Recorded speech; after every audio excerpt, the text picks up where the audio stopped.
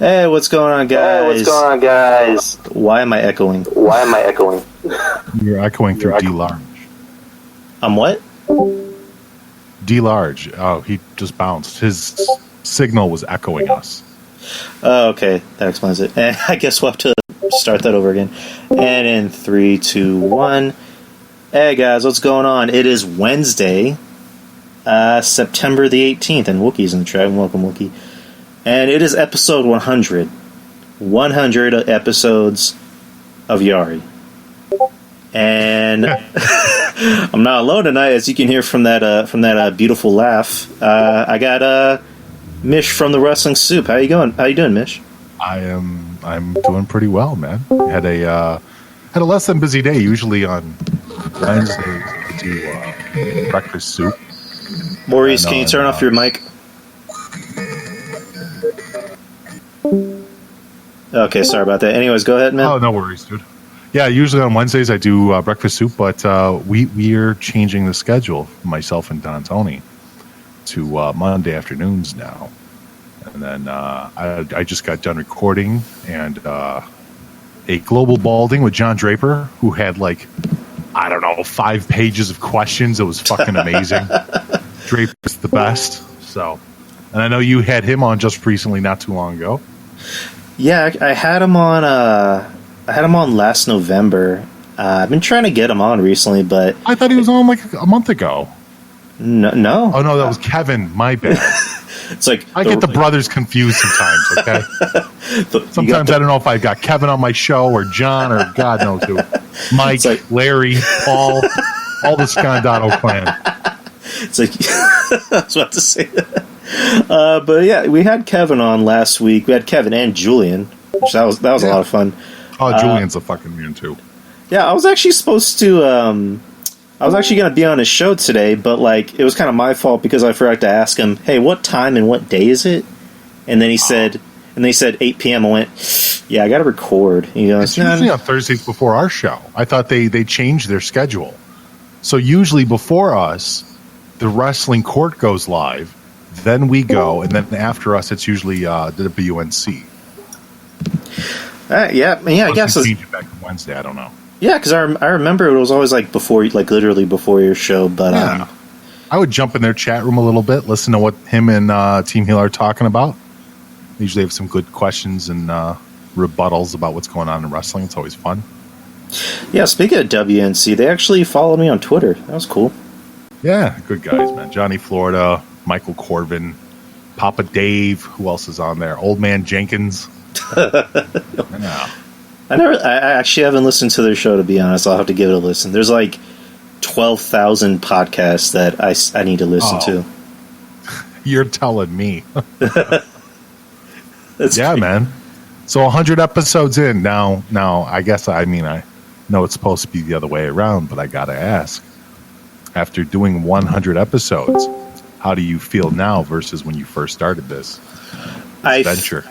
I feel a lot more confident because, literally, when I recorded my first ever episode, I just was because you remember because I have you on my personal Facebook. I just messaged you and said, "Hey, man, I'm thinking about starting a podcast. What do I do?" And you just said, A, B, C, and D. That's literally all you gotta do. And I remember asking about platforms to use, and one of them was Spreaker, and I literally just downloaded the Spreaker app, and they have their deal where you can talk for 15 minutes for free, and I just talked for about 10 minutes, and I got pretty good feedback from everyone who listened to it, and after that's when I just bought all my equipment, and I just went from there. In the beginning, I felt like I was more comfortable having guests on because whenever I did solo shows, I kind of felt like a nervous wreck. Those earlier episodes, I listened back to them I've come a long way. But dear God, I can't even listen to the shit that I was doing in 2005. That's so painful. I put some of them up. I have it on the Backstage Pass, and sometimes I'll play clips in here, but my voice is 10 octaves higher. It's "Hi, everybody. This is Anthony the Promise Thomas. You're listening to Revolution Radio. Yeah, that was balls were so high. So yeah, you were in, like, how long have you been doing radio podcasting? What do you want to call it? Officially about 16 years. Unofficially, I guess unofficially I've been doing it 16 years. Officially, I've probably been doing it for about 12 or 13. Yeah, I mean, I kind of went down the story before, not so long ago, but I started in about 2004, 2005, on an old wrestling forums, like the old PHPBB and the V Bulletin forums, which before Facebook, back when MySpace was still king, there was a lot of actual text forums, kind of like your Reddits and, stuff like that, but a little bit different. And on these forums, it was called the OWMF, which stood for the Original Wrestling Media Forums. And it was kind of a nice place back in the early 2000s. They were one of the first to stream live WWE pay-per-views, completely illegally, of course. And I mean, is there any other way? Right. Well, I mean, this was way before the network even existed, and this was state of the art. It was a Russian guy named Neo who ran the whole thing for the most part, and he set up all the multimedia stuff. But it was kind of cool to actually be able to watch pay-per-views back in 2002, 2003, 2004, all live, And I remember watching TNA pay-per-views on there and everything. Like, it was kind of badass for the time. And during those days, I became one of the administration, one of the mods for the site, and along with a lot of the other guys and stuff like that. It started off with making, I guess you want to say, kind of like mixtapes for the forum, which was totally weak. But it grew from there into us kind of giving a weekly analysis, and it's relatively the same as what the Minority Report was. It's the same as like the Opie and Anthony show and Howard Stern, where it was an open format. I was the host even back then, and I would present questions to different members of the forums and stuff like that, and they were on the actual call live. And I remember how difficult it was to even do this, to not only get everybody on the same call, because we were using MSN Messenger back then, I believe. So it was even before Skype. We were using MSN Messenger, and I believe I was recording through Windows XP on old virtual cables. And there was things that you could do with Windows XP that you can't even fathom doing on Windows 10 anymore, which is kind of funny to say that, because you would think as time progresses, the technology gets better.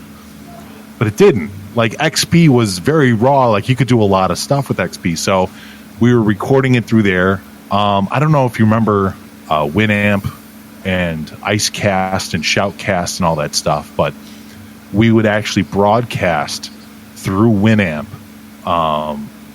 into Shoutcast, which was a server that could hold like 10 to 100 people.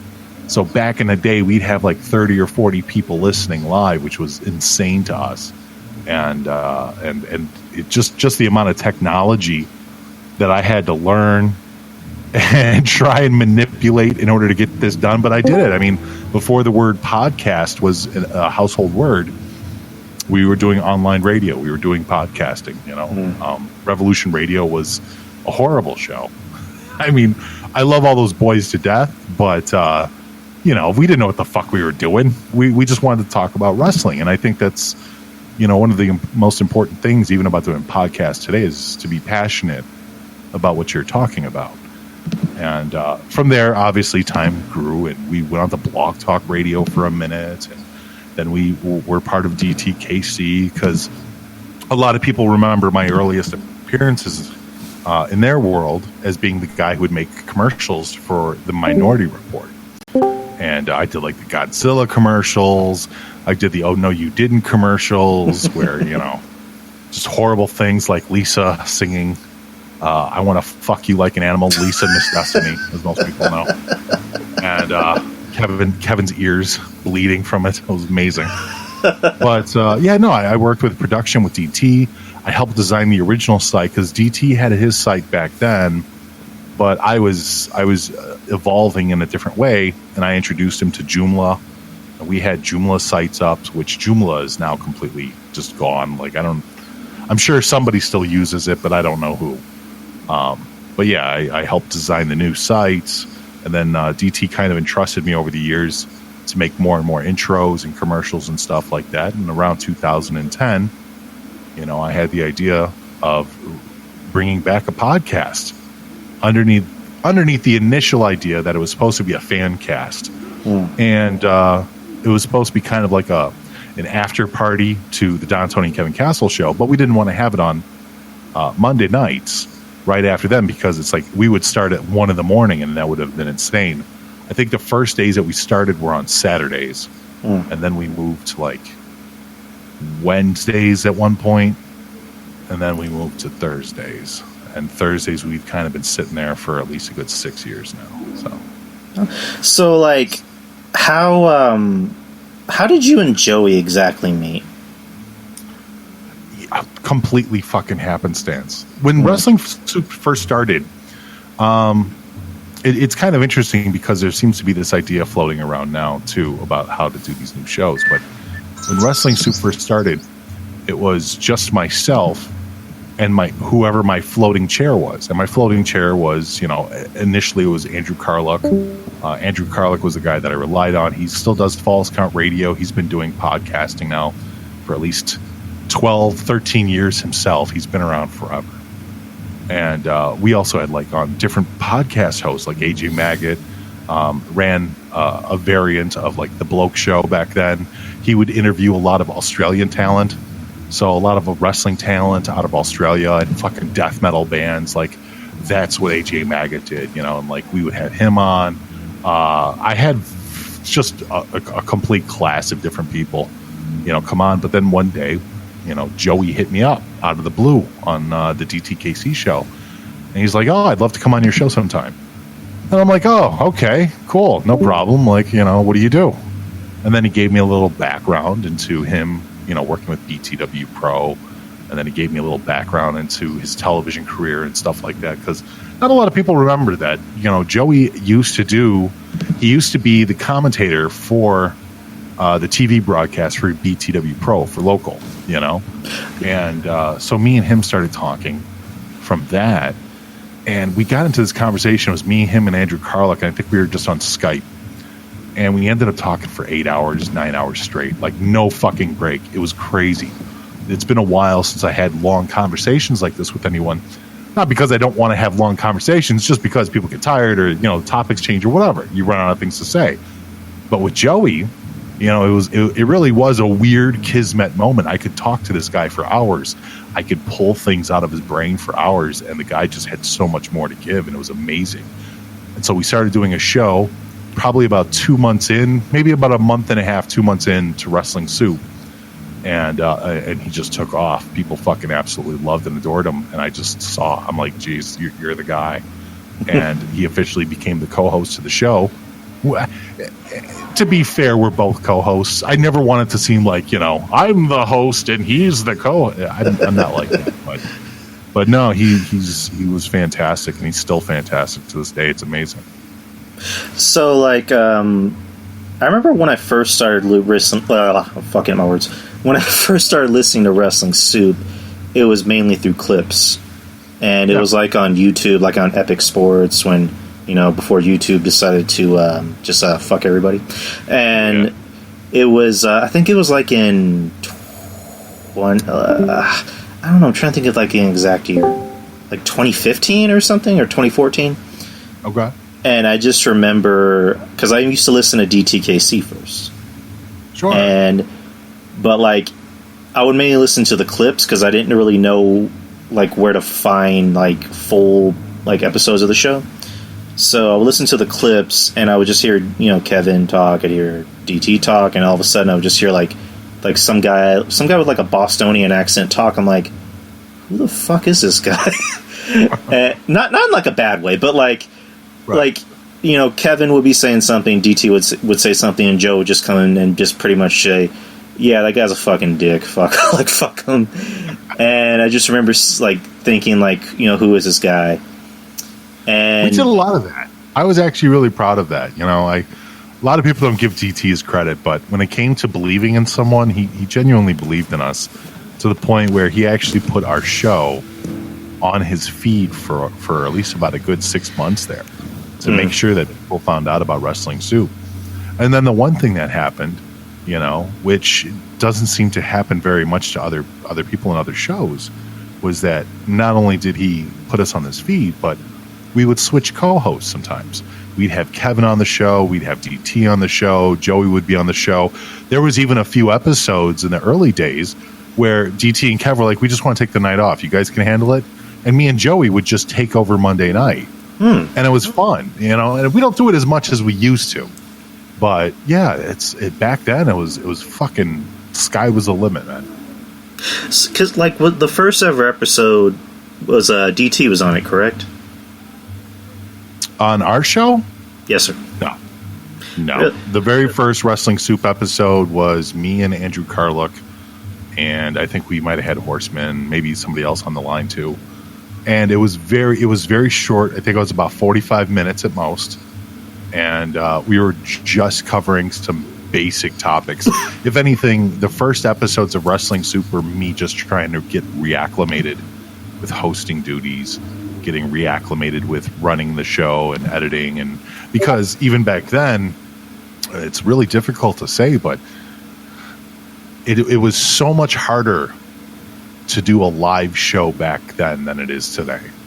There are so many more programs and platforms that help you have a live show, have a live podcast, to be able to talk and interact with the chat room directly now than there was that. Back then, you were jumping through hoops. So, I mean, Don Tony for a while there, and I don't think this is secret news, but his original chat that he had back in the day, he was paying $1,000 a month for it. What? $1,000 a month, almost $1,000. I think it was like $980 something. It was $980, but it's a fucking $1,000. He was paying $1,000 a month for his chat room back then. And the shitty thing was, yes, for a chat. I'm not even kidding you. Jesus. Because first off, it was a very advanced chat for the time. You had like 3D games, and you could put in YouTube videos directly embedded into the chat, and you could like give people coins, and they could buy things, and like this was pretty top of the line even for back then. But the problem was, and here comes the dirty shit, was this chat room said, hey, we know you have a lot of people. Depending on how many people you get per month, we will give you money for that. And it ended up being that they kind of screwed DT out of like $40,000. They owed him that much money, and they never paid a fucking cent. But the funny thing is like every single month, and we would use that chat too, but which was nice of him to even let us have that. But back then, like the pay-per-views, God, I remember the actual chat rooms could hold up to 1,000 people. And every fucking month, it was difficult just to even get in there to do the show with them, because it was just always so jam-packed. Like we would have to kick people out just to squeeze us in there on a Monday night after a pay-per-view or something, because it was just that full. And anything over 1,000, I was like, sorry, you don't get to get in. You can listen to the show, but you can't get into the chat. But yeah, that's what he was paying. He was paying about $1,000 back then.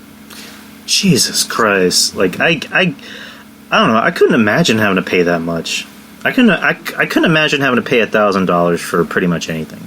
I mean, like if you're like buying a house or like something that's, it seems. I don't want to say I don't want to say like seems important, because that kind of sounds like I'm being disrespectful. But like, just no. It's like anything else. It's like inflation, and the technology wasn't available at the time.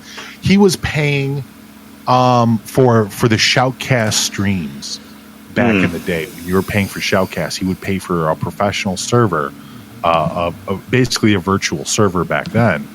I'm sorry, a dedicated server back then. He was paying around $700-800 a month just for the server alone, and the server alone could only handle, I think, 1,000 people at max on the stream. So it wasn't even like unlimited bandwidth. Like, the more people that he had listening, the shorter time that he had. And if you remember, back in those early days, those those Minority Report shows would go 4 fucking hours easy. 4 hours easy. You would start at 10 o'clock at night, and you wouldn't leave out of there till 2 in the fucking morning. Easy. Like, because I remember you and Joey were talking about, like, you guys would sometimes even do like 6-hour shows, 8-hour shows. Oh yeah. Like, how are you guys able to muster that type of, like, not just like physical strength, but like, mental strength to like really do shows that long? I think we still could. You know what it is that Joey is selfless. When it comes to being able to talk about certain things, he's very selfless. And in the early days of the show, I was very selfless too. I had no problem sharing all my personal stories and my personal life and everything else like that. And Joey still doesn't. Joey's still good about that. And I think that there was a lot of connection, especially in the early days, between us and the audience, because we never looked at the show as ever getting popular. I never looked at. I mean, I still look at the show and I'm like, nobody knows Wrestling Soup, and then I hear about us in the weirdest places. It's still kind of odd to imagine that places like Comic-Con want to sponsor. New York Comic-Con gave us a fucking press pass. They looked at us as press, and John's going for Wrestling Soup to New York Comic-Con, and it's weird that C2E2 not only gave us a panel last year, but they invited us. They sent us a fucking invite to come back and do it again. And I just don't look at the show as being that way. And so I think even back in the early days, that mentality's kind of stuck through, that even when, there were times that we got a little cocky and stuff like that, we never really pushed the whole narrative of, we're the best, we're the biggest, and we're the best. I think that kind of humility, being able to keep everything in focus with yourself and your audience is really important in order to grow, in order to have good shows, in order to talk for 6 hours at a time. Is that connection. So it's basically, kind of pointing out the obvious, the people love the shows. The people are going to love the shows regardless of what you guys talk about. So it makes it easy to keep talking and keep the conversation going, keep the flow of the show going. But so, like, does it ever get to a point, like, in your opinion, where it kind of gets a little overwhelming at times? Like, do you ever get overwhelmed sometimes? All the time. All the time. I'm overwhelmed right now. And it's the pressure gets more and more while the show grows more and more. I have more and more responsibilities. And it's funny because there'll be people like going, "Oh, you're just a podcaster." I'm like, dude, you have no idea what the fuck it is I do. Besides actually editing up my shows, which, it seems to take longer and longer, but I take more and more breaks now, than I used to. And I put a lot more into it that people don't recognize, which is fine. You're not supposed to recognize the editing and the production and the compression and me cleaning things up. Because if you recognize it, if you hear what I'm doing, then I'm doing a bad job. But if everything just sounds better and better and you don't know why, then I'm doing a fantastic job. That's the reality of radio production and everything else like that. If you don't know why something sounds amazing, but it does, then the person doing it is doing a fantastic job. Because you're not supposed to be able to pull apart the strands, And besides that, I also do other things for the show too. I'm not the social media guy. I mean, obviously everybody can take a look at the way I run my social media. I'm very bad at that, and I like to have fun here and there, but I'm just not as consistent as guys like John, guys like Joe, that they constantly stay out in the limelight like that. That's just not me. I'd rather be doing work in the back. I'd rather be doing editing and finding out new programs, and helping other shows, and establishing things on the website and changing things up like that, and running the Patreon and running all the shows on the Patreon, and et cetera, et cetera. Even right now, NBC, I think a mutual friend of mine but through NBC sent me this big fucking contest that they're having that's got a 85 grand cash prize if you win, and all they want you to do is take all these sound clips. They gave me 10 gigs worth of sound clips. They gave me a bunch of audio tracks, of music tracks with professional bands like Vast and Cell Dweller on there, which blew my mind, and thousands upon thousands of HD video clips. And they're like, here, from 30 seconds to 2 minutes and 30 seconds, make a commercial or an advertisement. Best one gets $85K. And I'm like, okay, because even if I lose, I just got probably $1,000 worth of freebies. Even if I fucking lose, I still have a shit ton of royalty-free stuff now because of it, which this is just another thing that I'm going to do, and screw with that. So, but yeah, man. So it's basically like a win-win for you. You win, you get paid. You lose, you still have some good shit on you. Oh, absolutely. Some good shit. Speaking of which, what you think of NXT tonight? Good. It was good. It was a good debut. Nice and solid. I want Io. Can Io stop being crazy? I love Io when she was. She didn't give a fuck. When she first comes out to the ring and she's looking at the camera all side-eyed and stuff like that, she doesn't care. That's amazing. She should just come down to the ring like she doesn't give a fuck if anyone's alive or not. But then she busts into this crazy act, and I'm like, no, don't do that. You're better than that. But no, overall, the show was good. I'm kind of excited for it. I'm excited for the way that it's handling. I know next week it's going to be 2 hours. This week was half of it on USA, and the other half is on the network.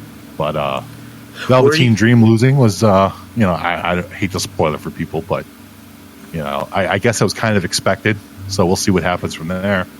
Were you having problems with the network? Because me and a bunch of other people were having problems logging on.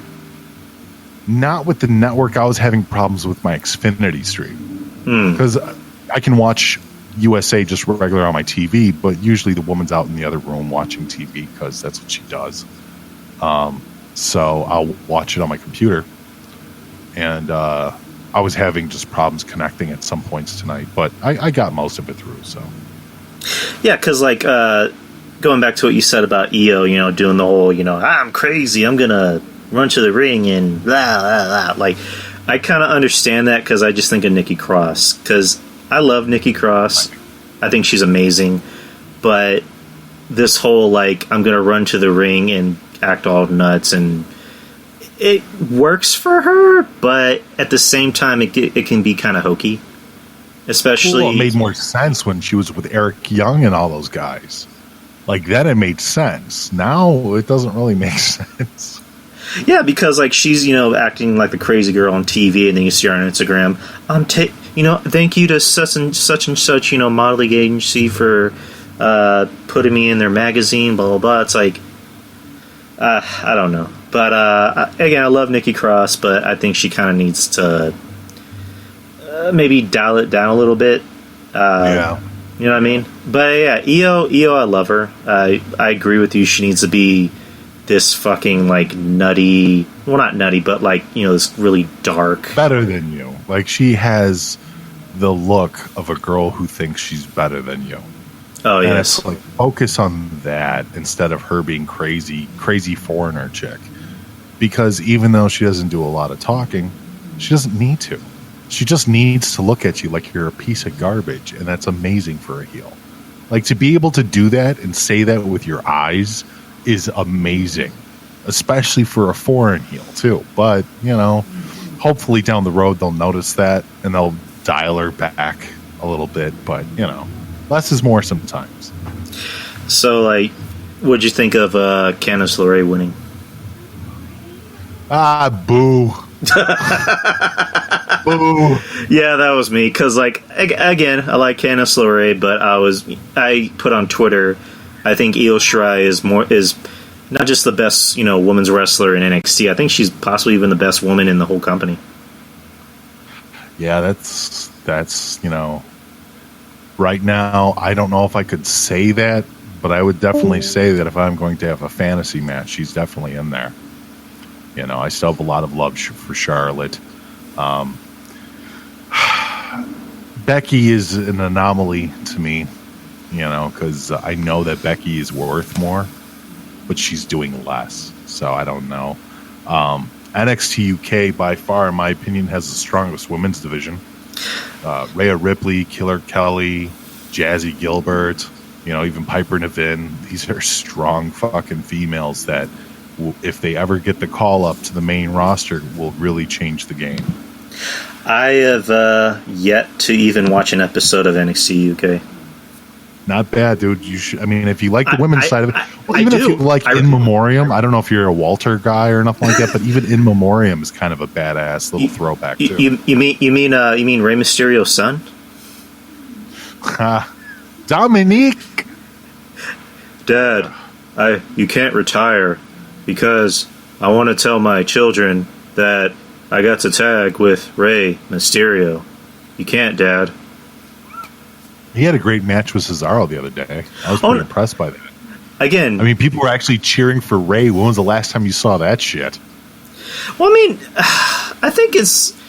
You know what the weird thing is? It's like, a lot of these guys that have come back to the company that have been out for a while, I don't know if it's because, you know, they've missed a step or they're injury prone or, you know, creative or whatever. But, you know, I love Jeff Hardy. I've always been a Jeff Hardy fan. But ever since he's came back, it's just something's missing with him. You know, same thing with Rey Mysterio. You know, he's not that his matches have been, you know, as you would say, cacas, but it just seems like something's missing. You know, and also it doesn't help that Rey, you know, seems like he gets injured, you know, pretty often. But yeah, the match with Cesaro was really good. I love the match with Cesaro.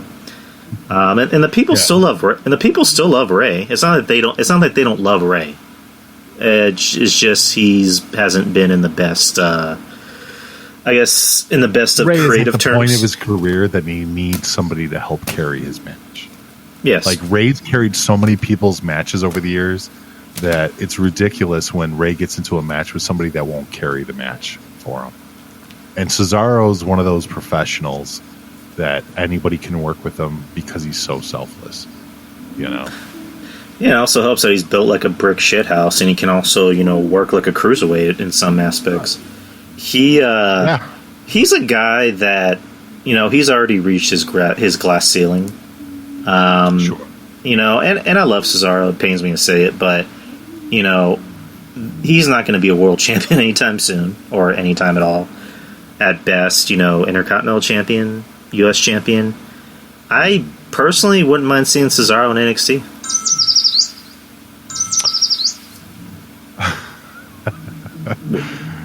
That could be interesting. Cesaro in NXT would make sense. I would only like to see it because I wouldn't mind seeing the reunification of the Kings of Wrestling. As people know, I'm a huge Chris Hero mark, even though he has a questionable past at best. And Cassius Ono is just the shittiest name you could possibly give the dude. But I've always been a fan of Chris Hero. Always thought Chris Hero was just a fantastic worker back in the day. And I don't know. I don't know. I mean, I know, you know, he got in trouble for enzymes and whatever else was wrong with his body. But Chris Hero's a guy that should have at least gotten some time on the main roster. I always felt like it was just kind of a missed opportunity, you know. So. Well, supposedly, according to CM Punk, he was supposed to be in the Shield when Punk, you know, who claims, quote unquote, that, you know, it was his idea to start the Shield, and he originally wanted Seth and Dean, and then, you know, Ono or Hero, but you know they wanted Roman because, you know, Roman's a good looking guy, you know, he's what they want, so whatever. But yeah, I agree with you. Like, it seems like everybody in NXT has had a chance to be on the main roster in some aspect, but they don't want to do anything with Chris Hero, and I don't know if like what you just said, you know, he kind of has a questionable past, or maybe he just pissed someone off in the back. I don't know. But no, I just think they don't like his physique. I mean, he does kind of have a doughy physique. We've even busted chops about it. I think I remember putting up a picture of him when he first debuted without his shirt. He looked like Krang from the Teenage Mutant Ninja Turtles. He had a little brain in his stomach and shit like that. It was pretty bad. But yeah, no, Chris Hero's physique is very doughy, and when he was younger, he was never a big physique kind of guy, though. Anyways, he's always looked like the everyman. So, yeah. Well, I mean, like, I don't know. When you say doughy, it's just, look at Otis from, Heavy Machinery. Like, that was kind of... that dude's size. Otis is a big boy, doughy or not. Like, his physical stature is huge. Hero doesn't have that physical size stature in the same way that an Otis does, Yeah, I guess you're right. Yeah. What else happened on NXT? Yeah, you just talked about the. That's pretty cool. The North American title match with Dream and Roderick Strong. I kind of saw Mr. Charisma. Mr. Charisma. I kind of saw that coming because they want to make the Undisputed Era. Well, I mean, they're already a thing, but they want to tell the narrative of. They have all the belts. They run NXT. They A, B, C, and D. Yeah. So here's a question I have for you. Do you see them adding another member? I don't know. I don't know. Right now, with everything getting changed over, I wouldn't be surprised if there's some new surprises coming up, especially when AEW is on the horizon. But I don't know. I really don't know. Like, NXT is such a question mark right now for me because they've already hinted at crossovers between the NXT UK and the main NXT division. And I would not be surprised if a lot of this roster gets swapped out. I wouldn't be surprised with the draft coming up that some of these guys get pulled up to the main roster. We really are in a complete vortex of confusion. Like, I don't know what WWE is going to do, and it's even hard for me to guess what they're going to do after Survivor Series because there's just so many questions, there's just so many possibilities right now, and I'm really excited for it, but at the same time I'm tentative, sorry. Because I don't want them to make bad decisions. I don't want them to pull people that aren't ready or pull people up and completely destroy their character. Like, a lot of people are believing that Velveteen Dream is going to be the next guy to go up on the main roster. And while there's a lot of people that are like, oh, that's fantastic, it'll be great for him, there's still a lot of us that are like, oh, shit, he's going to get ruined up there, So. Yeah, because I said a long time ago, of all the guys in NXT that I think, could, be an automatic superstar, and there's DJ White Sox, can you turn off your mic, please? Of all the guys in NXT, that I think could be an automatic star, I said, Matt Riddle, Dream. I also said Aleister Black, and look how that's going out. Look how it's turning out. And it's just like, how do you take a guy in Aleister Black who looks like he has it, like Chris Jericho used to say, he has it. He has that. He has maybe not charisma. I mean, he has charisma without having to really talk. He has that look of like a Norwegian lead in a metal band or a lead in a Norwegian metal band. Women love him. They want to fuck the shit out of him. Men want to be him, or possibly fuck the shit out of him. I don't know. I don't judge. But the dude can wrestle. He's over as fuck. He's still over as fuck. But for whatever reason, they decide to stick him in a room and have him go, "Somebody fight me! Knock on my door! Fight me!" Yeah.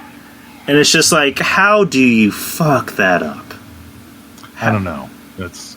It's ridiculous because he was the guy that a lot of people, casuals and otherwise, smarks, whatever have you, all believe that this guy was going to be the one to change it up, that he was definitely a main event performer, that this guy was built to bring in some new direction into WWE, and then the idea that he would be working with Paul Heyman was another resurgence where a lot of people believe that apparently Aleister Black is a Paul Heyman guy, and Paul Heyman sees a lot of future and promise and potential in the guy, and still he's got nothing. I don't know what it is, but he's not the only one. They did the same thing with EC3. They did the same thing with Maverick. But at least Maverick pulled his own ass out of the fire and got involved with that 24/7 stuff. That put him on TV for a minute. I'm so tired of that 24/7 shit. I'm fed up with it. I don't care. I mean, I love Truth, but I just don't care about it anymore. I don't care about I stopped caring about Carmella like even before she got on the main roster. I'm done with it. Like, I kind of want it to end. It's meaningless to me, in my opinion. But go ahead. It is meaningless, though. No, but it is meaningless. You're right. But that's kind of the fun of it. Is like that title, it doesn't matter. It's actually people just having fun for the sake of having fun. Nobody's going to ever tell you that, a 5-star match between R-Truth and Mayor Kane. You know, it's not supposed to be like that. I think it's a throwback to, hey, look, we can laugh at ourselves, do something goofy, and it's not the worst thing on television. So I'm okay with it for what it's worth. But no, you shouldn't be looking at that as a genuine title. It should not have anywhere near the prestige that other titles are supposed to have. But as far as entertainment value, I think it's done its job. You know, if that's what filler is going to be, shit, I want more filler. Yeah, I guess it's because I just don't like Carmella. Maybe that's the problem. But and then speaking, don't worry about that. She's coming to fucking who is it? Charlotte's rescue now. When I saw that, because me and my girl were watching SmackDown the other day, she like has a disdain for Carmella. I don't even know how to explain it. I think I asked her and she literally just said, I just fucking hate her. When NXT first came to San Antonio, this is when NXT was like, you know, becoming a thing, like in its first year. And I remember it was Alexa Bliss versus Carmella. And you know, my girl, she automatically liked Alexa Bliss, and Alexa Bliss was supposed to be the heel. And Carmella was supposed to be the quote-unquote face. And my girl was just like, I don't like her. There's just something I don't like about her. And it's been like that for the past 4 years. And basically when she came... Anything at a table, man. Like, the best thing that Carmella ever did, in my opinion, was with Enzo and Cass. And I know she had kind of a little run there with James Ellsworth, but let's not kid ourselves. James Ellsworth was the star of that show between him and Carmella, you know? So, Carmella herself, I really don't see her being anything more, you know, in her career. I just don't understand why people get behind Carmella. Like, her best thing is being a cheerleader. And then she was R-Truth's dancer or whatever. Yeah, that got on my nerves. The whole dance break, and it's just she's just not good. Like, overall, there's just nothing good about her. Right, and it doesn't help that every week you see her on TV, she literally is turning into an alien. Yeah, well, you know, I mean, I don't have to spell it out why she's still important on the roster, right? Like, everybody can pretty much gather why a girl who barely can wrestle, who kind of looks like a melted candle, who has the charisma of a fucking infected toenail. She's the only reason she's out there is the same reason that Rosa Mendez was kept on the fucking the payroll for as long as she was. Wait, she's blowing Michael Cole or Michael Hayes? Hey, maybe both. You know? This is electric. Vintage Carmella.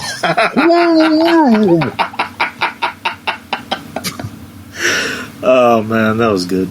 Dude, yeah, there is so much talent that they have on all of the rosters, even outside of WWE. There's so much talent that they have coming up that you really have to just put 2 and 2 together and realize that these girls without any talent that they continue to push are only there because they're sleeping with someone.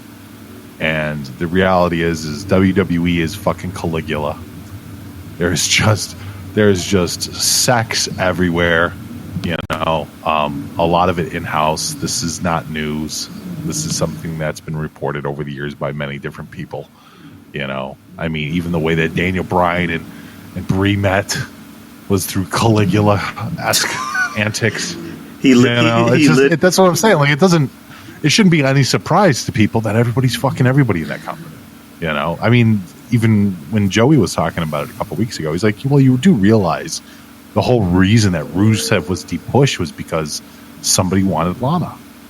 And they didn't realize that Lana and Rusev were going to become married. And then they publicized the marriage and everything else like that without WWE's permission. As if fucking people need WWE's permission to get married. But, so, you know.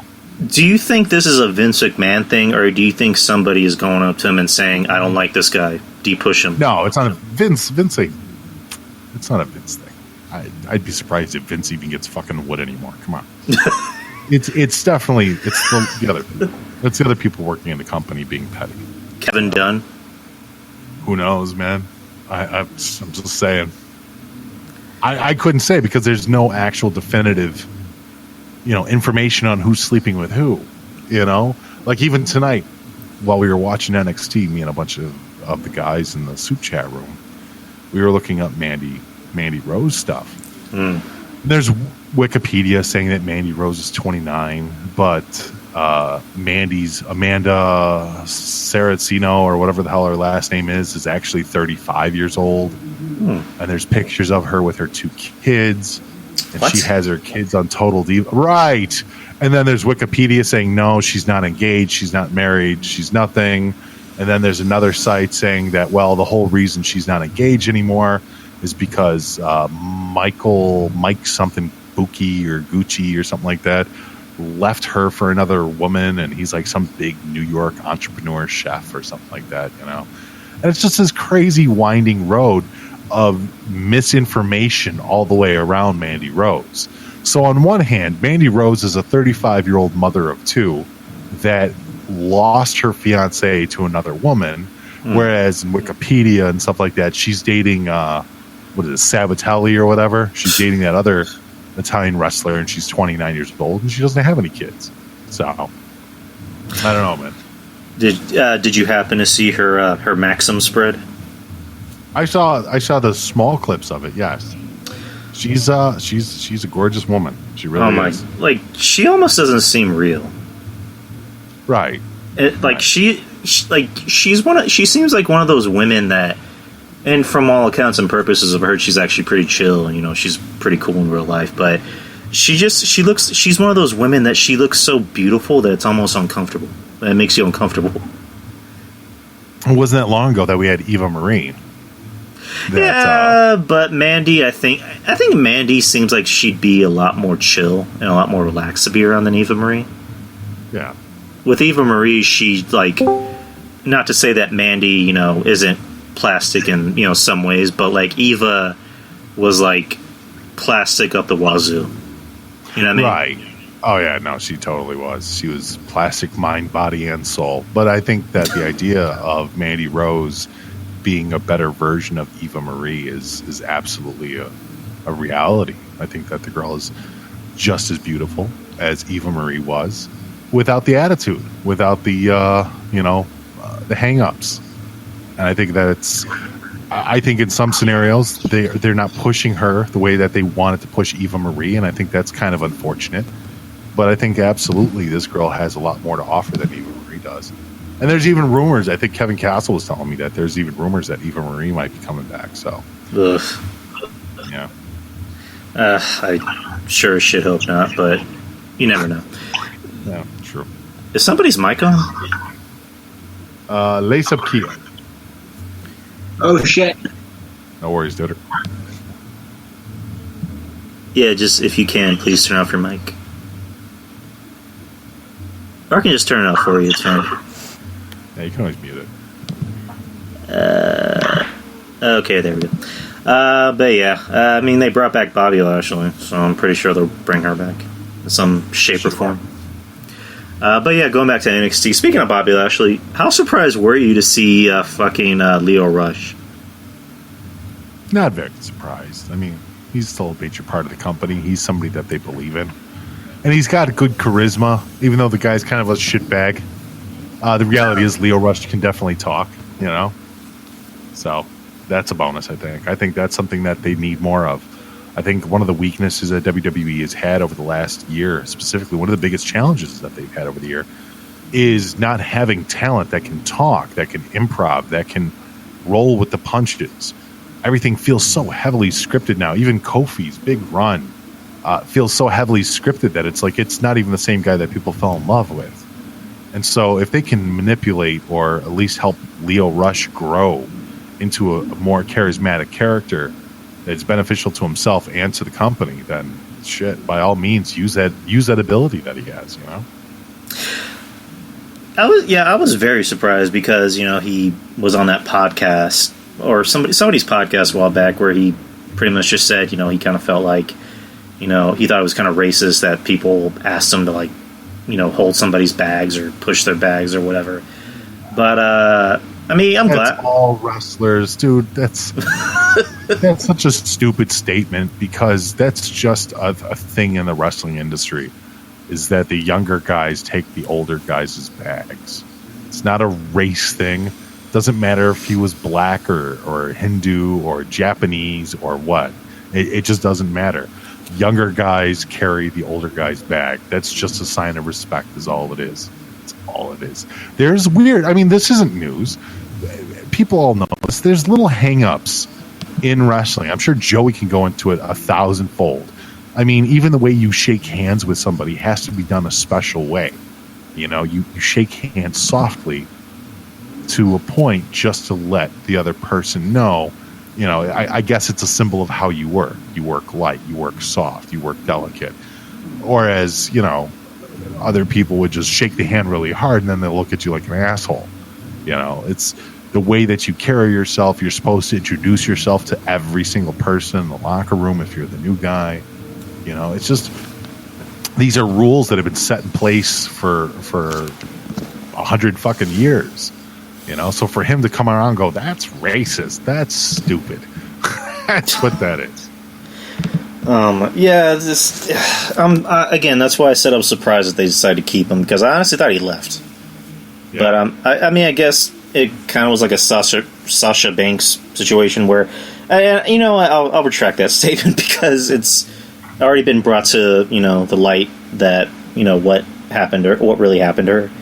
But I guess it's similar in some aspects that, you know, they either sent him home or he decided to take a whatchamacallit, I guess like a mini vacation.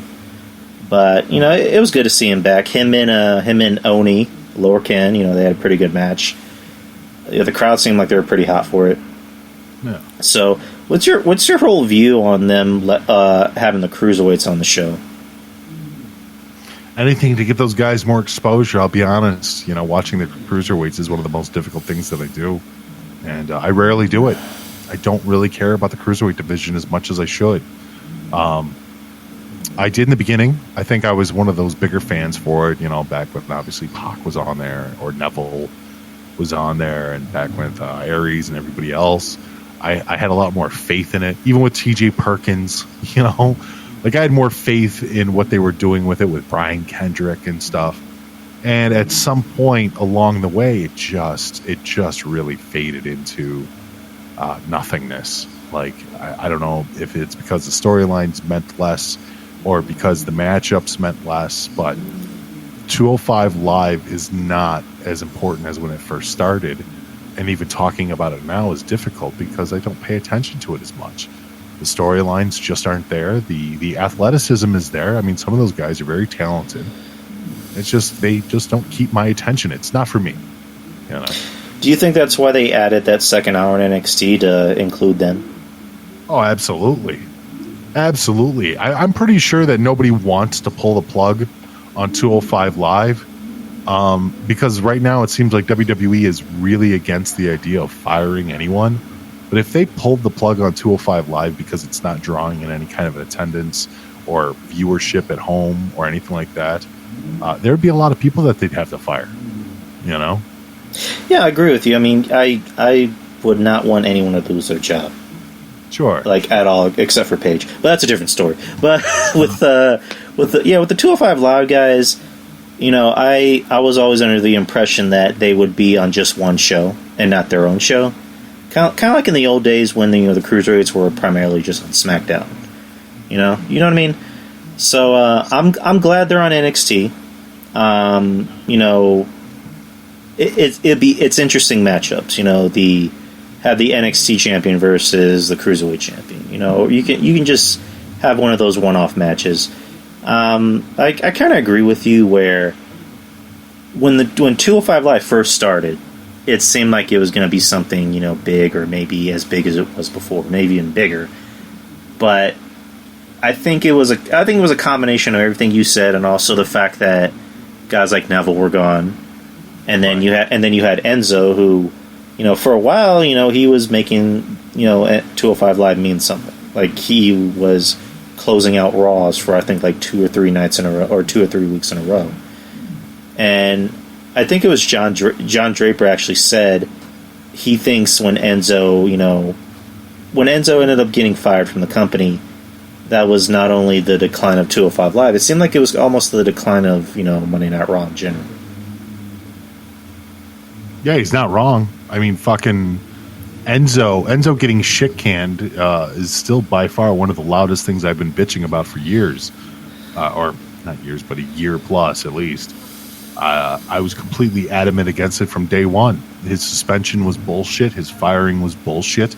The removal of that guy was complete politics. It was politics by lesser people. I understand that Enzo wasn't the greatest worker in the world, but the guy was more charismatic than everyone on the fucking roster.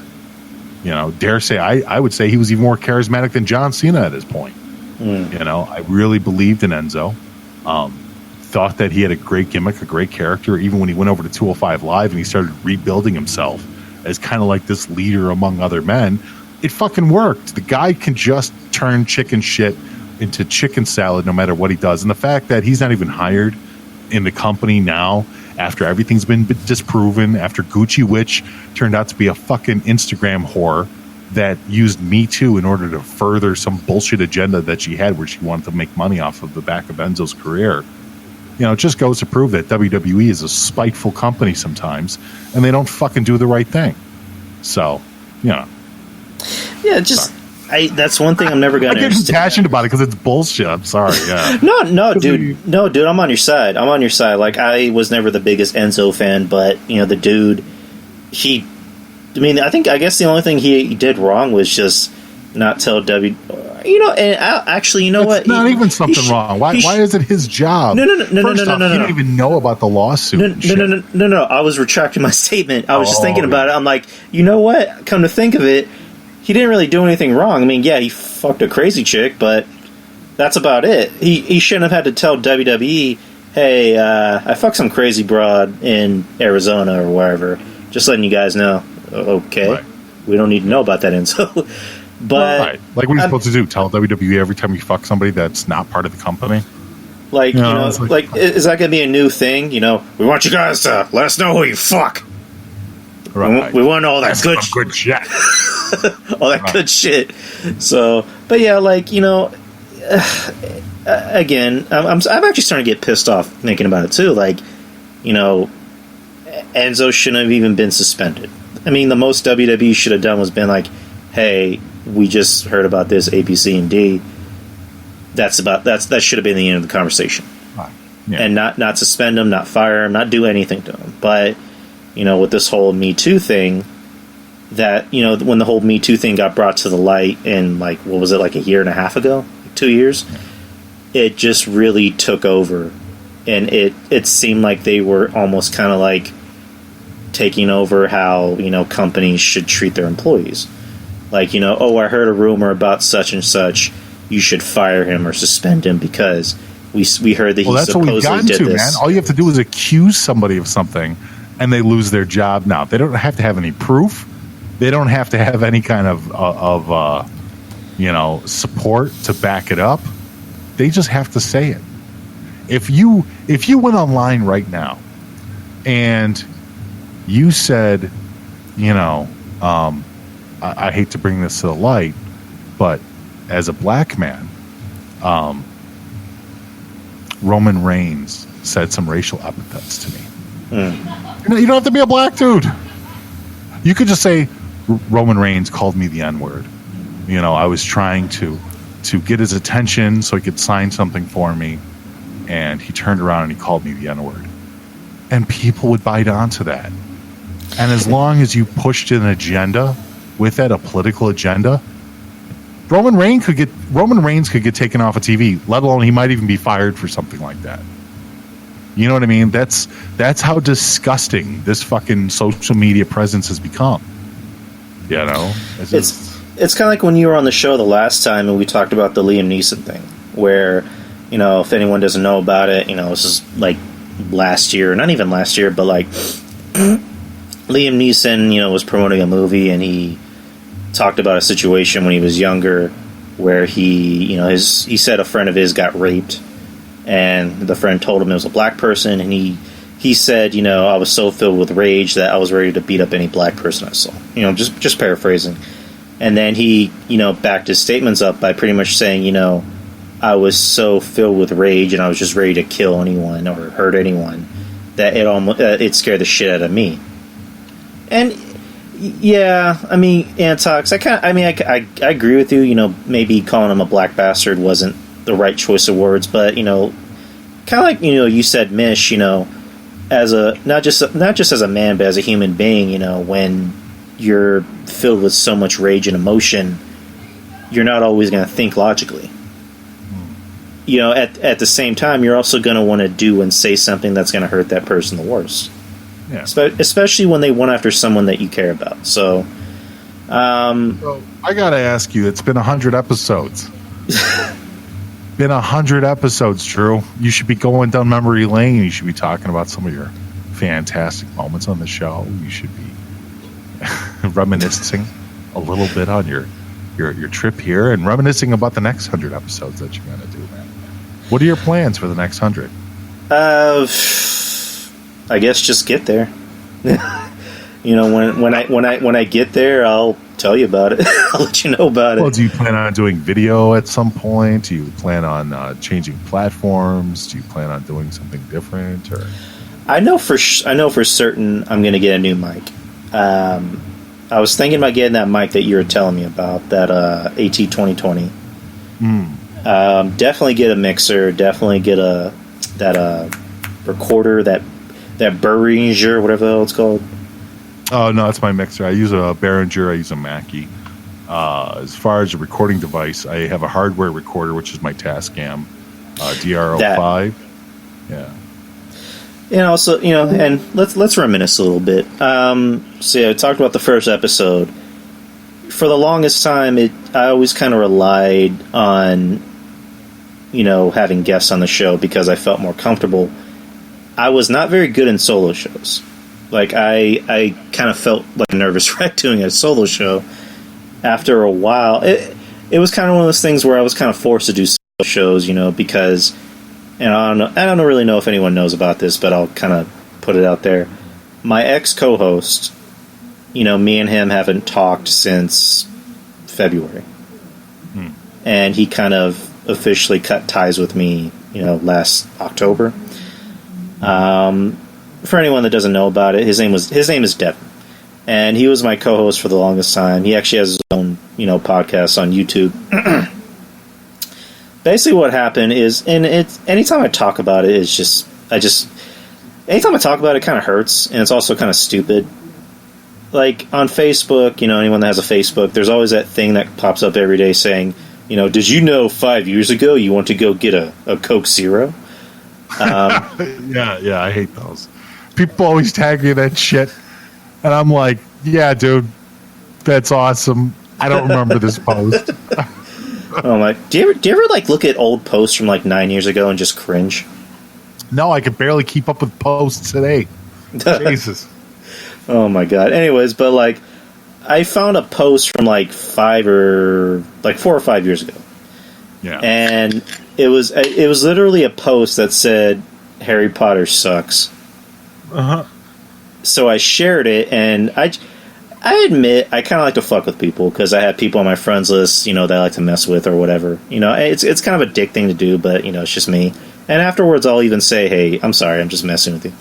So I share it on Facebook, and I put, you know, I still think it sucks.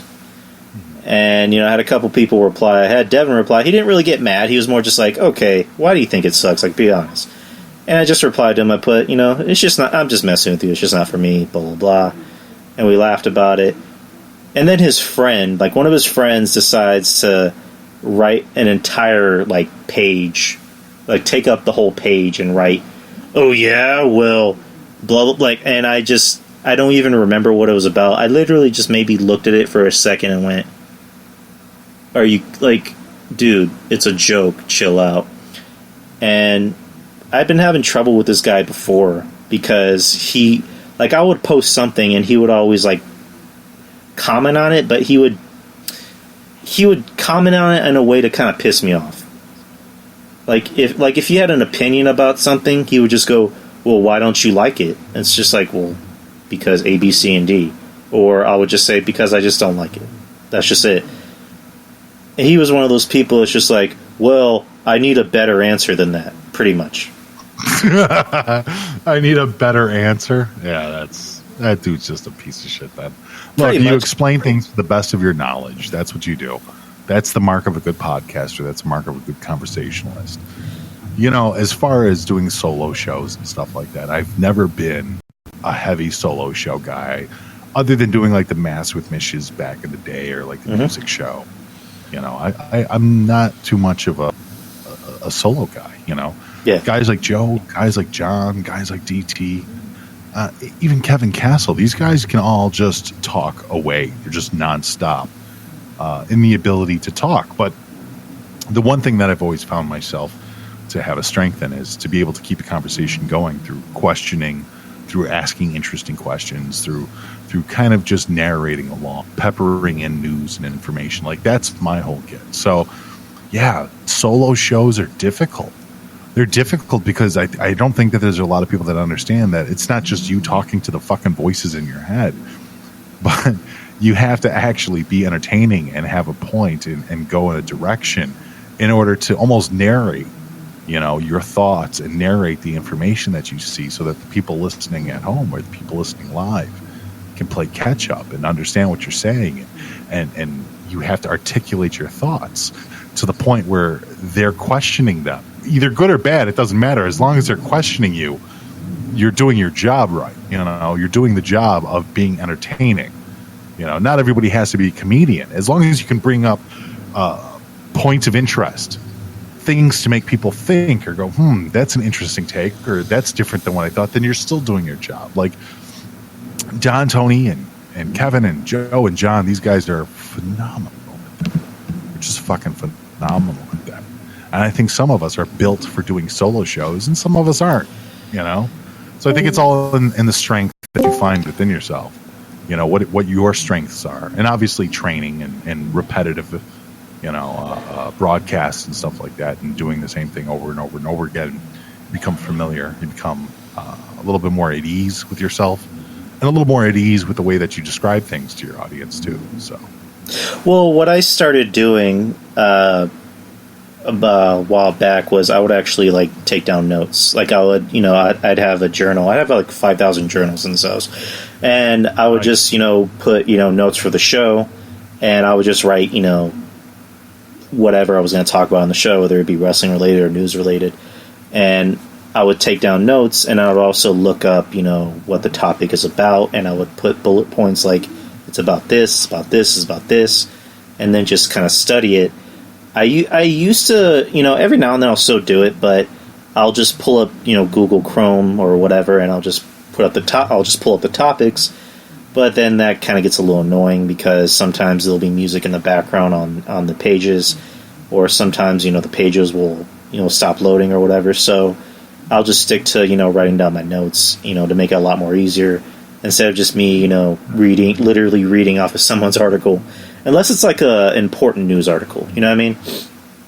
But yeah, going back to the story to finish up with Devin, this guy, I'm gonna say his name. I don't give a fuck. His name is Thomas, and I could have easily just went, you know what?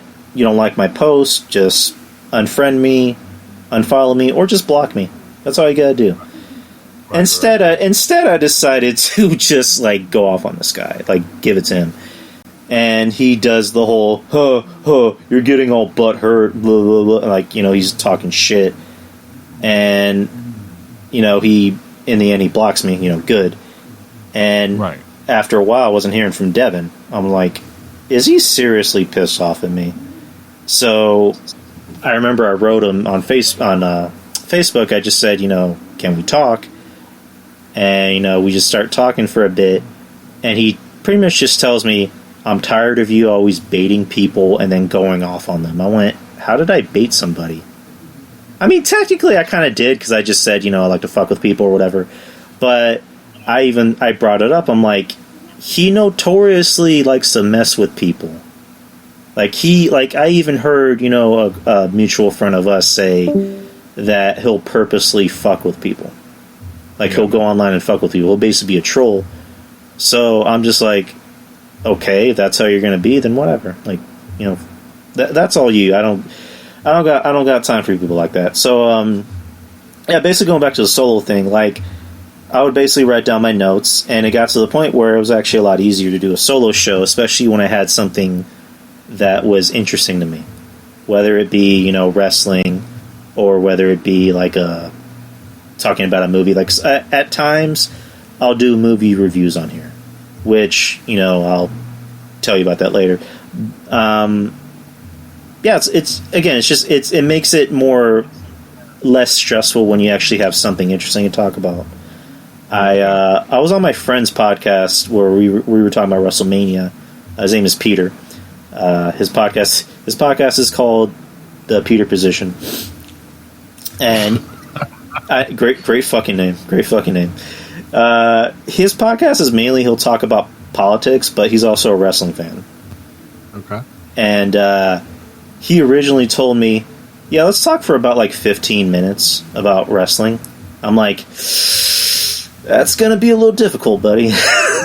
And we ended up talking for about 45 minutes.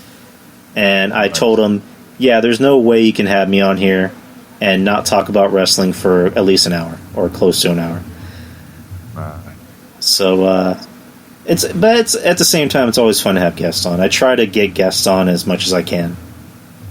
Sure, absolutely. I mean, the difference is the spices of it. I mean, different guests are going to bring out and bring different moods to the show.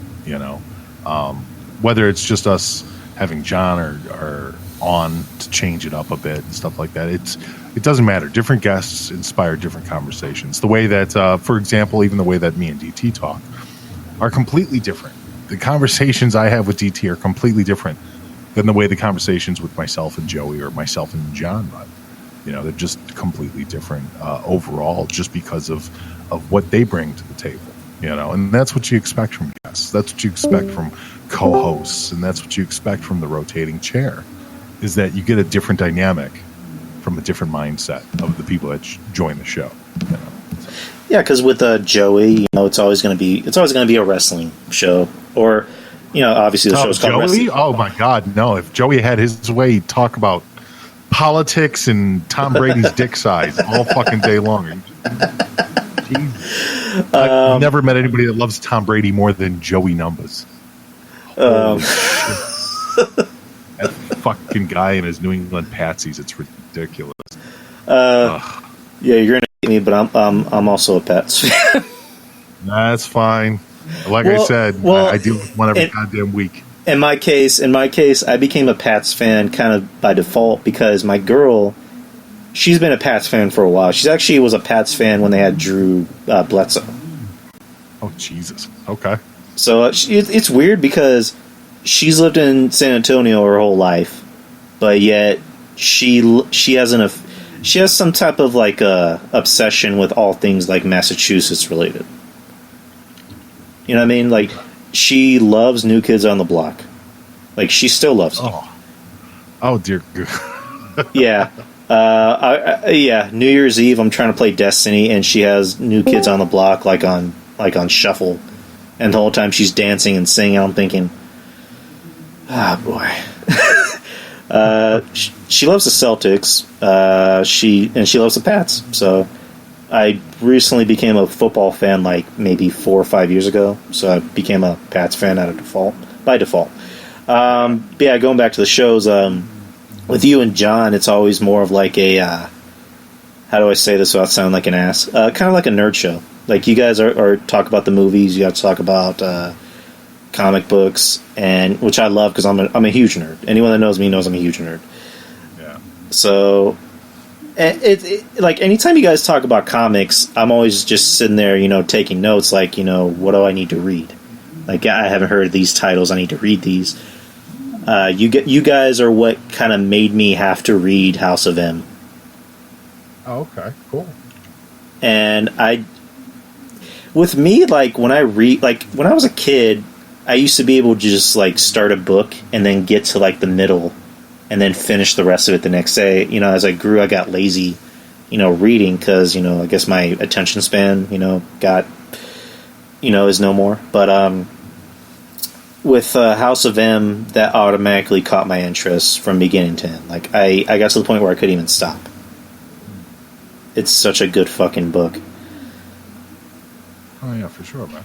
Like, I'm like already pining. Like, can I get to the part where she says no more mutants, no mutants, no mutants, and my heart's already racing. And then finally, when it gets to the no mutants part, I'm just like, ah.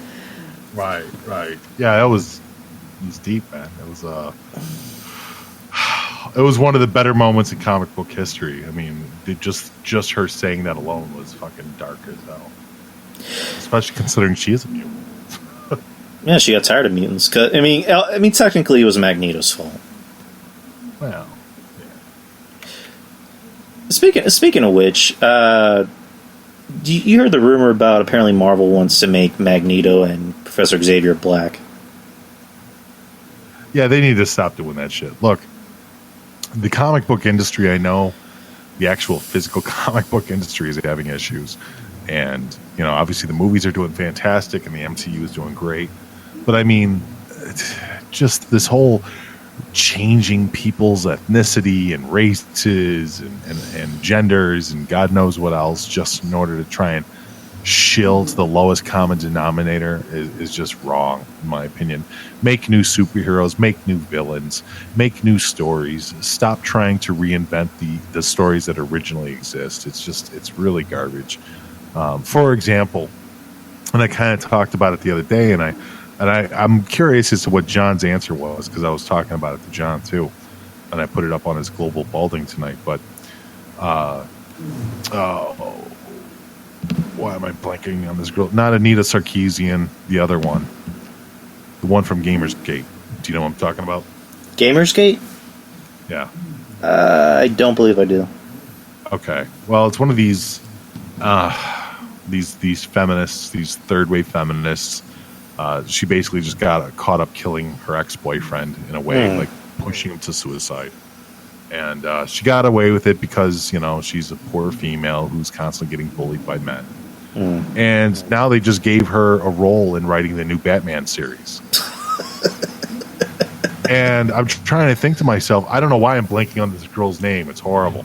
But it's like the worst possible candidate to actually write this. This is literally, if you had Vice write Batman. If you had BuzzFeed write Batman. That's what this girl is bringing to the DC universe. I understand why they're doing it. There's obviously a demo there. But Jesus Christ, is this where we're going? So Batman is going to become a feminist now? It's just, I don't know, man. I mean, stop fucking with the goddamn classics. That's my opinion on it. I understand that there are bad people out there. There are bad men and there are bad women out there that do bad things to other people. Do we have to sit there and scold everyone and teach everyone a lesson and ruin entertainment and change the Ghostbusters and change Ocean's 11 and change everything possible in order to be women-centric, in order to teach people this lesson? I mean, it's fucking horrendous. Zoe Quinn, thank you, Punked Enigma. Jesus Christ, that name was...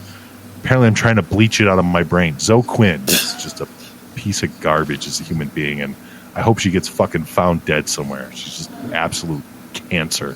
Whoa. She's just a cancerous person. Oh, she's bad. Dude, there are bad people in the world, and she's one of them. She's literally brought down this entire movement saying that all men are rapists, all men are evil, your family members are evil if they're men. Like every single person that's a male wants to rape you and hurt you. And this is the ticket that she subscribes to. And meanwhile, she's a complete hypocrite.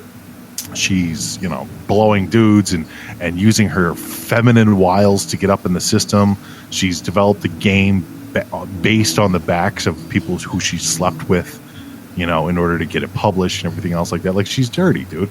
And the fact that other women listen to her and follow her and believe in her because of the bullshit that she spews out is it's horrific. She's literally teaching an entire generation of younger women to pretty much manipulate other men, manipulate feelings, manipulate the system in order to benefit themselves, as opposed to doing things the right way, as opposed to recognizing actual problems and not making them up, you know? Yeah, those people are just disgusting. It's like with Chloe Dykstra. Or is that her name, Chloe Dykstra? Chloe Dykstra, what about her? Yeah, it's very similar to that. I mean, this Zoe girl sounds like she's a lot more extreme than Chloe, but the whole Chloe thing with Chris Hardwick, where she claims that he was abusive to her. The one thing, yeah, that was horrendous too. The one thing out of that just disgusted me was, and the whole thing disgusted me, but the one thing that really disgusted me was he got fired from his own company that he founded, and one of the people that worked there literally said, Chris Hardwick is a piece of trash, and I believe women. Right. Because she said so. And then, you know, they did an investigation of everything, and now he has a show back. He's fine. No, it wasn't even an investigation. The dude's exes. Yeah. The dude's exes stepped forward. His ex-wife's mother stepped forward. Like the people that should be against you and going, yeah, fuck Chris Hardwick, are the ones that ran to his defense because this guy is such a good guy. You know what I mean? Who could even imagine that not just one, but a bunch of your ex-girlfriends come to your rescue because this bitch said some lies about you? Yeah, it was like, you know it was like 7, right? Because I remember I was listening to an episode you guys were talking about that, and you guys are literally just going through like every one of his exes, and I think Joey had the comment of, how fucking old is Chris Hardwick? Is he like 70 or something? Because it just seems like he had a lot of girlfriends, and it's like, popular guy, gets around, likes to enjoy himself. He probably enjoys himself and makes it very clear to the girls that he was dating that, hey, right now I'm just looking to have fun. I've got my career, you know, I'm career minded. Let's have fun together. Let's just experience life. And if you come straight forward like that to a lot of these women, they'll respect that. But you'll get the crazy ones too. They'll sit there and try and turn it around on you and call you a rapist and a fucking sexual abuser or whatever else, you know. Yeah, and then she got exposed because he put out that long text message that he sent to her where he called her out saying, you know, that you cheated on me. I tried to make it work, but it just didn't work. Now I'm done with you. Oh no, that was pulled up from the receipts. What do you mean? That was receipts that were pulled up from earlier texts. Like, those were receipts of the time. Like, she had a time period where she was mentioning all this stuff, and Chris Hardwick saved everything. Like, I guess he just never deletes anything in his phone, any of his messages, which in this case was very beneficial to him. And he saved everything and pretty much just explained it, you know, that here's the receipts from this time. And it completely told a different story. She was stalking him. She was trying to contact him. Why would you try to contact him if he's such an abuser? Why are you trying to constantly get back with him? He's clearly talked about the fact that your relationship was broken up because you cheated on him. You know, like she looked like a hypocrite. And same thing with Zoe Quinn. Golgo brings it up too. Thank you very much. You know, her whole thing too is she tried to say that Holoka or whatever I forgot how to pronounce his name. It's some Norwegian name or whatever, like, but the ex-boyfriend that, you know, passed away, that, you know, killed himself. But she tried to sit there and say that he was abusive to her, and he, you know, like, put her in a box that she couldn't leave and she couldn't talk to her friends. And then there were these people that dug up her receipts on Twitter and everything else like that. And she's going out places and she's tagging her friends in photos of her having a good time. And so, like, everything that she said is complete bullshit. You know what I mean? And it's like, yeah, idiot. People are going to find out the truth. Even if you delete your account, it's not that difficult for people to do a deep search and find out all the actual information that happened.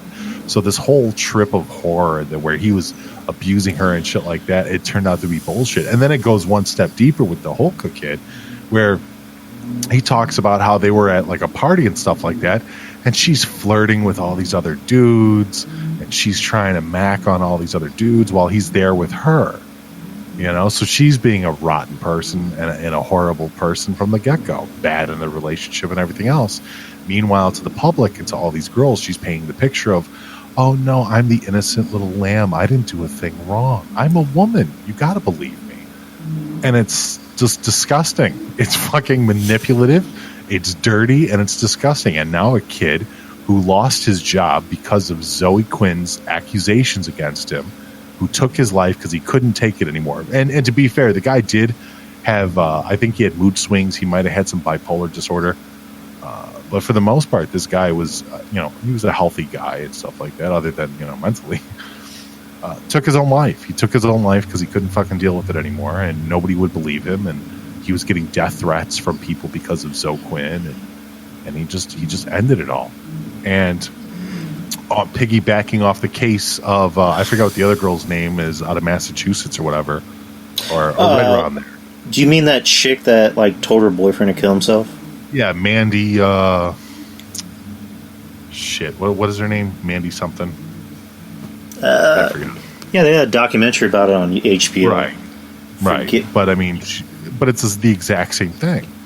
Where Mandy is trying to get her boyfriend to kill himself, and he tried to stop himself a few times, and she coerced him into finally doing it by challenging his manhood, challenging his love for her, by challenging all the things that this kid held sacred, and he finally offed himself. Whereas in this scenario, Zoe Quinn made up lies in order to bully this kid, and she sent people to target him. And these people targeted this guy. He lost his job, he lost his livelihood, he was very depressed, and he had people threatening to kill him. This is underneath that same guise, and I'm just very surprised that there isn't FBI investigations, that she's not arrested, that she's not being sued by the family, that she's not being put into court or jail or anything like that, because she happens to be a feminist icon. If anything, she just got rewarded with a DC contract. It's bullshit. And people get to walk away scot-free. So when I say shit like I hope this bitch ends up in a ditch, I fucking mean it. Because the world would be better without people like Zoe Quinn around, Just the way you're describing it, because I'm literally just now hearing about this for the first time. And she just sounds evil. Right. With evil... Just like Anita Sarkeesian, just like a lot of these fucking women that are manipulative and trying to destroy people based upon fake outrage, To me, that's the definition of a sociopath. I'll explain it the best way I can, the way I see it. It's not just so much, you don't have any feeling or empathy or any emotion. You don't care who you hurt. Right. But you want to make your point, quote unquote, by just going about it in any way you can, whether it involves ruining someone's life or possibly killing them. To me, that's a sociopath. And just looking at this picture of her now that's in the chat room, the bitch just looks evil. Yeah. With the whole Me Too thing, do you think it's gotten worse, or do you think it's more of the same? It's gotten worse in the sense that the fanatics now have doubled down. And the people that are screaming out Me Too now are the ones that are truly just boons on society as a whole. But it's gotten better because there's a lot of people that have completely ditched the movement altogether. There's a lot of people that see the holes in the movement and the idea of this being some purity raid, some kind of crusades against men. It's changed. They realize that the people that are making these accusations aren't as pure as they thought they were. I mean, look at the story with Alyssa Milano. Look at the story with what's his name's wife, who was one of the leaders of Me Too, and ended up she was sleeping with a 17-year-old boy, and her husband, her famous husband, Tony. What is his name? I know who you're talking about. She was in that movie, The Heart Is like something, or the heart is like Right. It has the word heart in it, but I know what you're talking about. I know exactly what you're talking about. Right. But I mean, this other guy, famous chef, entrepreneur, like world traveler, and everything else like Anthony Bourdain. Anthony Bourdain, thank you. Yeah, it was his wife that was one of the leaders of Me Too, that she was caught sleeping with a 17-year-old boy, and they had all these photos and stuff like that. And Anthony Bourdain for years, and it was written down, and it was proven. The kid came out, like, now he's like 30-something or 25 or, something up there. And he proved that, like, yeah, every month they fucking cut me a check. And when Anthony Bourdain died, those checks stopped coming, so he dropped those pictures, And that's exactly what it was. So Wait, so Bourdain, like, knew about it? Yes. Ugh. So did that have something to do with him killing himself? No, it didn't. It's just one of the fucking things that he was dealing with. I don't know, man. Like, I don't get what this world is coming to. Like, I really don't. Like, it seems like every week you open up the internet, somebody's offended, or not even every week, every day. Like, I don't know if you read the article because I posted it. I don't know if you've seen it. Tony Gloss is right. He's like, he didn't kill himself. Yeah, I didn't think Anthony Bourdain killed himself either. But go on. Sorry. Like, have you seen It Chapter 2 yet? No. So like the day after I saw it, there was literally somebody decided to literally go out of their way and write an article. I think it might have been Vice, where, and this isn't, I'm not really spoiling the movie for you. This is something that just happened in the movie. No, I've already seen the original.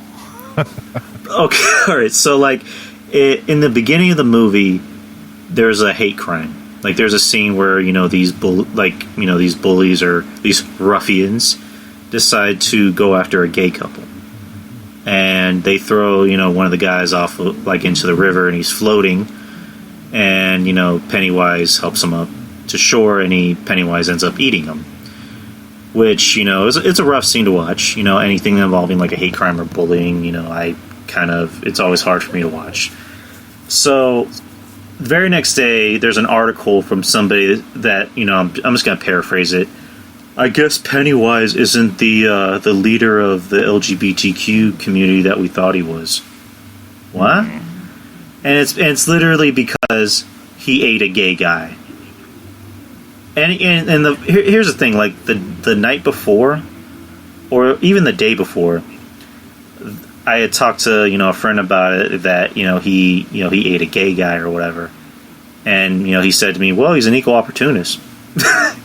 He you can't trust Vice, dude. The new Joker movie? Did you see the article that they put out about the new Joker movie?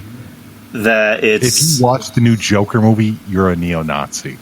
Oh, really? That's what they said. They said that the Joker movie is now designed to show how Nazis have come about in our country. Oh my God. Yes. So Vice isn't really a place I go to other than to laugh at. I laugh at it too, but like, just that thing. It's like, dude, it's a fucking movie monster. They're gonna eat whoever they want. He fucking eats kids, right. And you don't say anything about that, but he eats a gay guy. Like, come on. And also the funny thing about the Joker movie, DC is actually, or Warner Brothers is actually using that to their advantage. They're using all the negative reviews to their advantage. Yeah, but trying to sit there and classify that if you watch this movie, you're going to become a Nazi, that's some fucking straight up, like, National Enquirer level of reporting there. Man gives birth to 1,600-pound egg. That's what the fuck that is. I was married to Bigfoot. Right. This is my secret Bigfoot lover. I swear to Jesus, I was just sitting there on my front porch, and I see Bigfoot just walking up to my porch. And the son bitch, I'm gonna tell you that, he grabs me by my ding-a-ling, and we just make love on my front porch. Mm-hmm. And now we is married. Vice is rough, man. And you know what? And I see Antitoxic Go going at it in the chat. SJW's ruined this, SJW's ruined that. Sadly, though, and I think this is the biggest downfall of SJWs for the most part, the ideals of SJWs, the core ideals at the root of them, it comes from goodwill. It comes from a good place.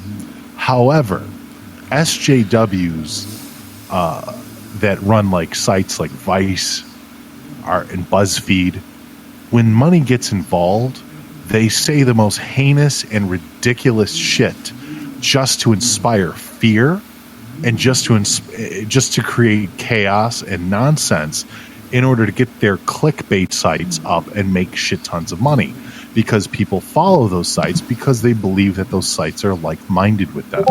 So when SJWs, especially the impressionable ones, they don't have to necessarily be young, but when SJWs hear or see something like the new Batman movie, the new Joker movie, is strictly dedicated to the neo-Nazi party, they're going to start thinking that anybody that likes that movie is a neo-Nazi. And it's just synonymous with the fear and the chaos and the bullshit that they accuse the right of, you know?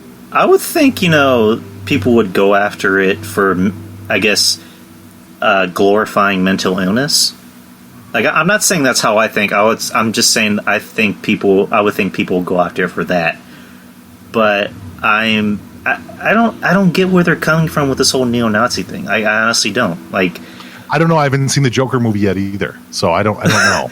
But I want to see the Joker movie. It looks fantastic from the trailers. Well, no, I haven't seen it yet. I'm just going by the trailers. By the trailers, it's great. Oh, it looks amazing. Like, okay, I guess we can talk about the Joker movie already. Sure. When I see it, like, the director of the movie claims that they didn't take any comic book inspiration. And I'm seeing it, and I'm like, there is at least maybe 2 scenes in it that come from Batman comics, especially in the end of the trailer whenever he goes on that talk show.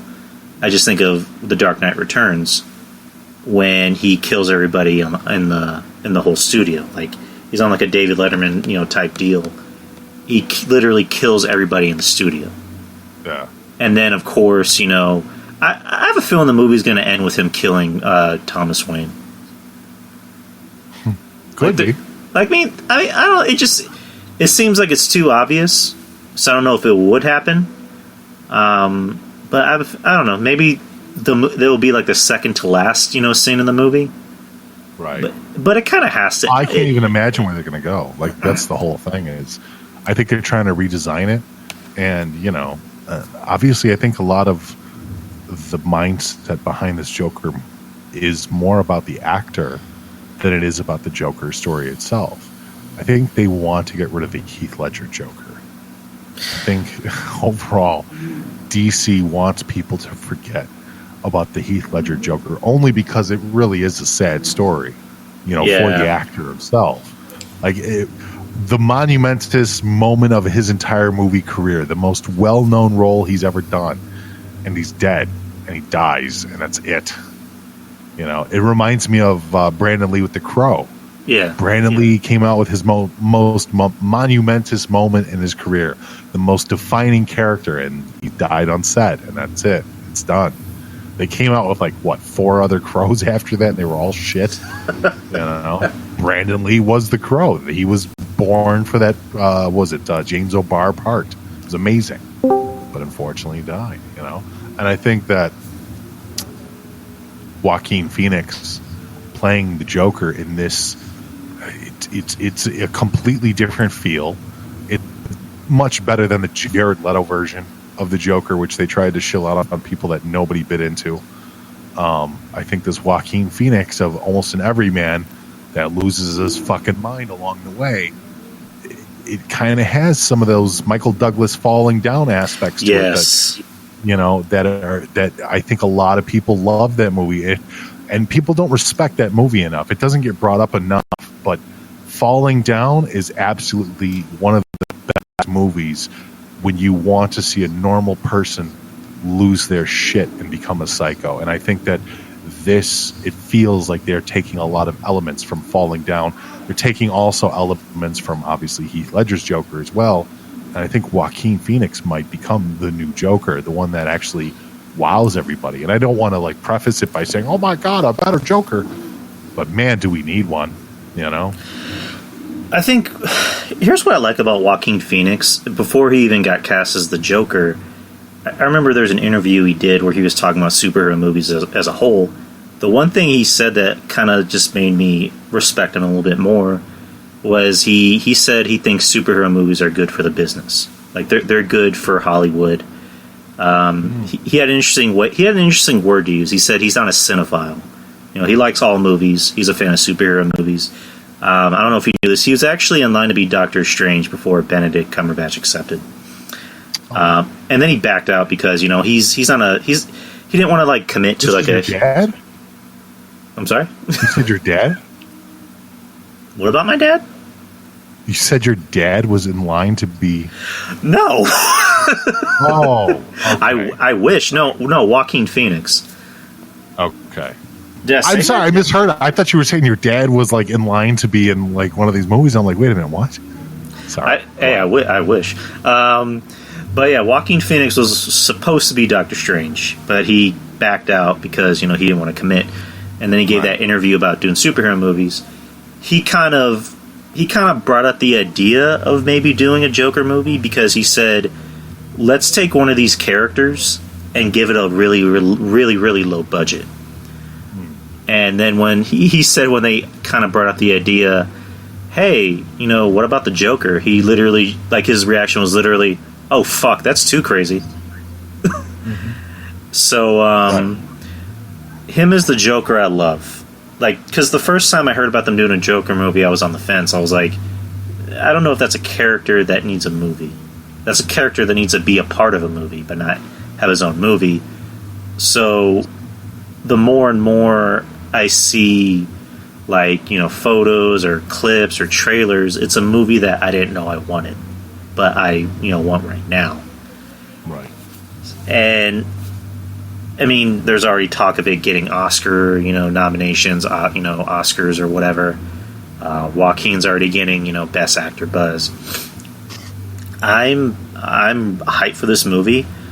You know, the talk going around it is that it's going to be the first in line of a new division for DC called DC Dark, or I think DC Dark or DC Black, where the director Todd Phillips, he's been pitching that to Warner Brothers, like, let's do something Marvel can't do. Like, and again, he didn't try to like bash Marvel movies. He said, you know, you can't beat Marvel, but let's do something they can't do or won't do. DC Black, there you go, trademark. And I'm interested to see what they're going to do. Like, does that mean they're going to, you know, take, you know, let's do a rated R Batman movie? Or let's take lesser known characters and give them a rated R movie. Let's do a they need to fucking do Lobo already, don't they? Isn't everybody just waiting for Lobo? That needs to happen. He was supposed to have his own show, but then Sci-Fi literally said, well, we know this show's getting good ratings and everyone likes it, but we have to cancel Krypton. No, and not in Krypton. I know Sean's saying like Lobo's in Krypton, but I don't mean like Krypton. Like Lobo needs his own movie. Yes, yeah, I'm agreeing with you. But I'm saying like he was on Krypton and he was already going to get his own show, but then they decided to cancel those shows because of, I guess, budget or money or whatever. But I mean, Deadpool's already had 2 movies. Let's give Lobo's movie. Like, it kind of needs to happen already. What would, like, I'm interested. What's a movie, since we're already talking about, like, DC Black? Like, what do you think is a DC character, or even a Marvel character? Let's say they do a Marvel Knights movie or anything. Like, what's a Marvel character that you think could benefit from having an R rating? And I'll always go back to Punisher, but I don't think that Marvel has the ability to make the Punisher movie that should exist. Yeah. I'm a diehard Punisher guy. And I don't know if it's because of the writing. I don't know if it's because of the rating. But they haven't made a good Punisher yet. And the closest one that we have to a good Punisher is the original Dolph Lundgren. I you know what? The last time you were on the show, like literally the next night, me and my girl watched that because she actually has it on a DVD, or no, she has it on VHS, like the original Punisher movie. And I just remember you saying, he literally looks like the Punisher. You were right. Like he has that. Dolph looked like Frank Castle. It's crazy. He has that Frank Castle look. He was riding on a motorcycle for whatever reason, but it wasn't terrible. Kevin Nash was in a Punisher movie, Maurice. Right. That was the one with Jigsaw, right? No, that was Warzone. Oh, was that Thomas Jane or whatever? No, Thomas Jane was the Kevin Nash one with John Travolta. Right. Yeah. I liked it. I know. I think Thomas Jane was a good Punisher. I just think everything around him was not working. I would also if you want to talk about interesting comic books, I would love the origins of U.S. Agent to be in a Marvel movie, but they wouldn't do that. Although you think they would. While Captain America is Captain America, U.S. Agent was interesting only because after he became part of the Superhero Commission, and he was their watchdog for a while, no pun intended, the Watchdogs, which were a white supremacy group, killed his parents in front of him because his best friends, left-winger and right-winger, told them where he lived. And so in the books, he watched his parents die, and they hung him, and he lost his fucking mind while they were stringing him up on a noose, and he swung out, and he broke free from the noose, and he killed every single one of them with his bare hands. It was like 30 guys. He just snapped their necks and ripped the fucking head and their spine out, and it was just covered in gore. He killed every single one of them. And then he went back to his friends, and he burned them alive. And he threw them in a fucking in a pit, and he fucking just buried them in a pit while they were still twitching. And it's like, this is a dark motherfucking story. I love U.S. Agent. U.S. Agent is probably my favorite character outside of Cap and Frank Castle and Punisher. He really is. It's a dark fucking character. And then for the next 10 years, he's going crazy because he starts seeing everyone as being a watchdog. And then there was the group, the Scourge, that came in. The Scourge were another white supremacy kind of assassin group. And they would go in there and they would execute old supervillains. So they would find supervillains that had been rehabilitated, and they would fucking kill them in their sleep. They'd kill their kids. They'd kill their wives and shit like that. And then he lost his shit there, going after them, thinking that he ran into his brother who died in Vietnam. Like John Walker, U.S. Agent, John Walker, Jack Daniels, whichever one you want to call him. He has the dark fucking history for being the icon of America for a while there. And the only reason that they quit having him as the icon is because he lost his shit. And Steve Rogers went in there and kicked his ass and fucking took the mantle of Captain America back, So, I shared that post a while back when they announced that he's going to be in the Falcon and Winter Soldier, I guess, our TV show on the Disney Plus series. How do you think he's going to end up? Because the way you described him, that's something that you would have saw on like a Netflix show. Oh yeah, no, they're that's not going to be the U.S. Agent we see. I don't even know what they're going to do with him. Because there's a couple different variations of U.S. Agent. Like, then there's the U.S. Agent who was part of Avengers West Coast that almost killed Hawkeye, which I wish he did, but he didn't. Because I fucking hate Hawkeye. Fuck Hawkeye. Hawkeye's a piece of shit. How is he a piece of shit? Oh, he's just a smarmy ass fucking shit talker that, like, he always gets away with talking shit about people, especially in the earlier, in the 90s and stuff like that. He was a real asshole to everyone. And the only person that put him in his fucking place was U.S. Agent. Brought him out to a beach. Now, U.S. Agent is super enhanced. Hawkeye isn't. Hawkeye has, his arrows and shit like that, and he has his battle armor, but he's not enhanced. Fucking John Walker could juggle elephants, and and fucking Agent is just punching him in the face and breaking his face and breaking his body, and he's about to fucking finish him off, and Iron Man comes out there and phaser beams his ass and says, "Chill the fuck out," you know? And then Agent quits the Avengers, says, "Fuck you, go to blazes. I don't give this shit. I don't need you guys." It was great, but I'm like, fuck, you should have finished off Hawkeye. That would have been amazing.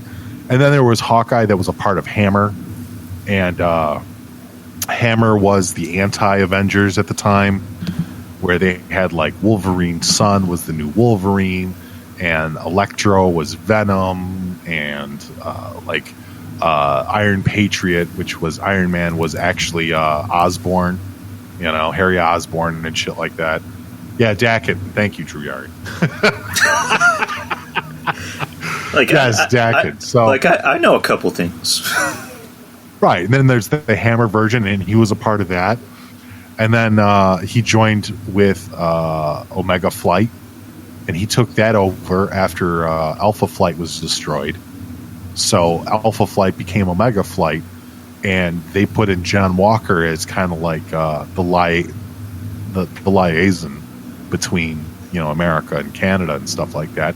And he was a good member of Alpha Flight. He was also part of Force Works, which was Iron Man's version of the Avengers without the Avengers call tag.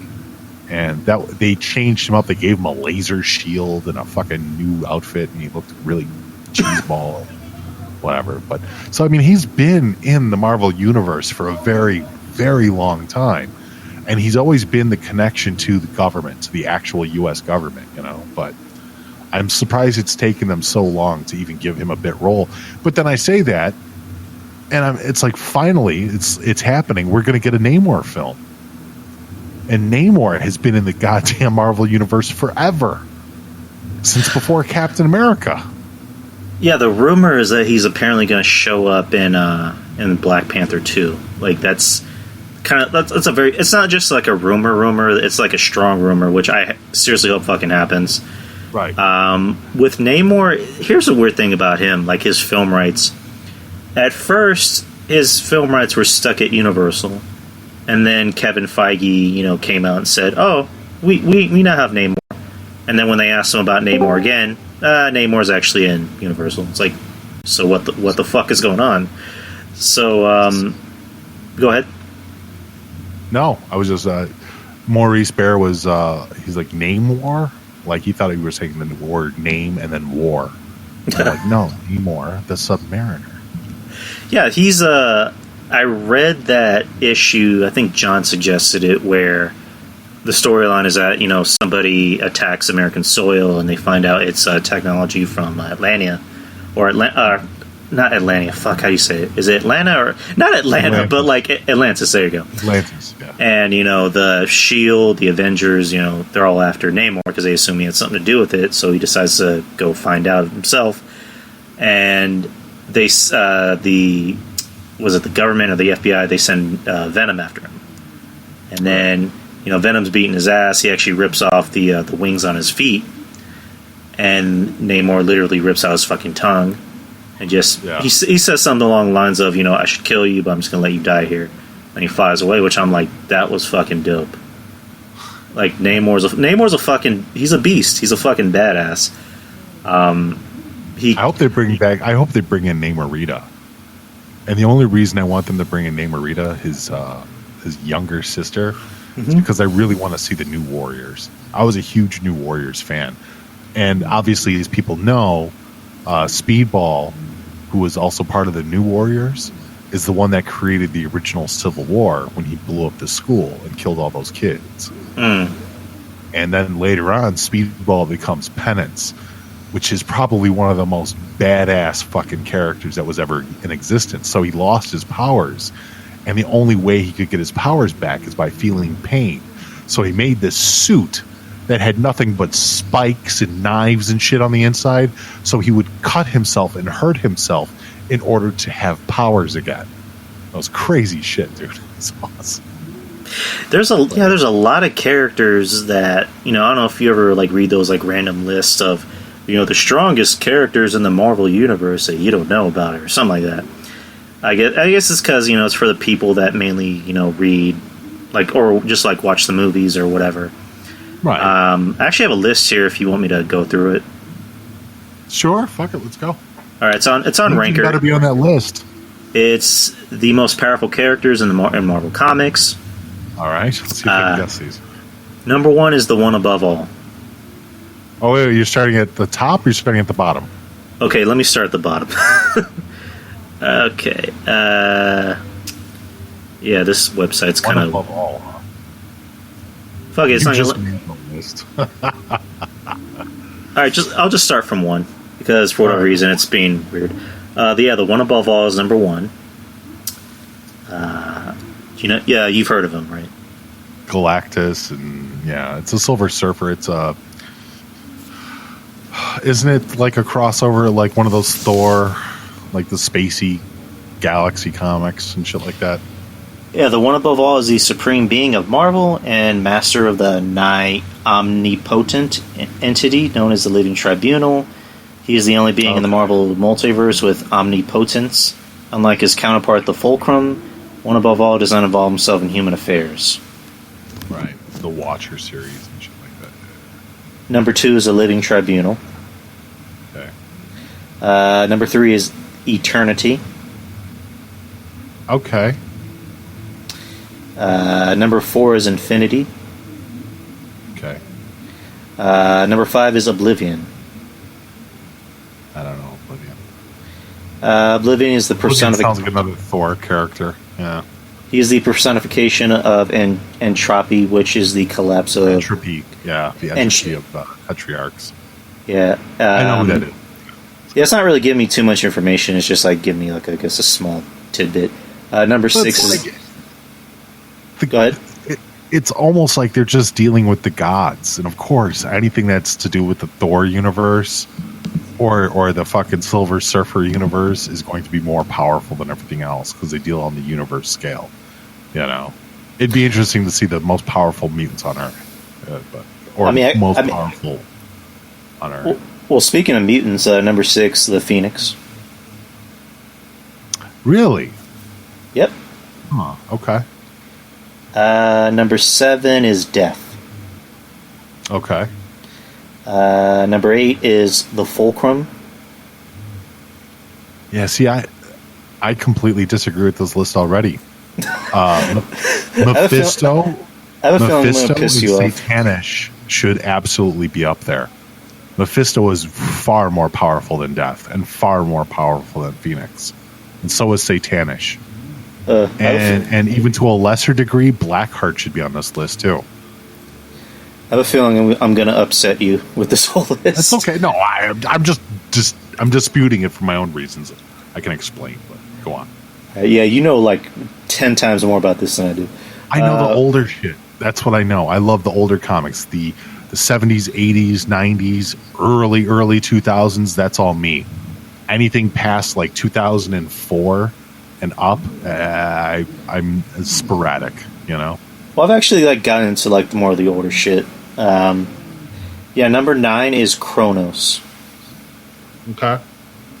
Number 10 is Galactus. Okay. Number 11 are the Celestials. Okay. 12 is Adam Warlock.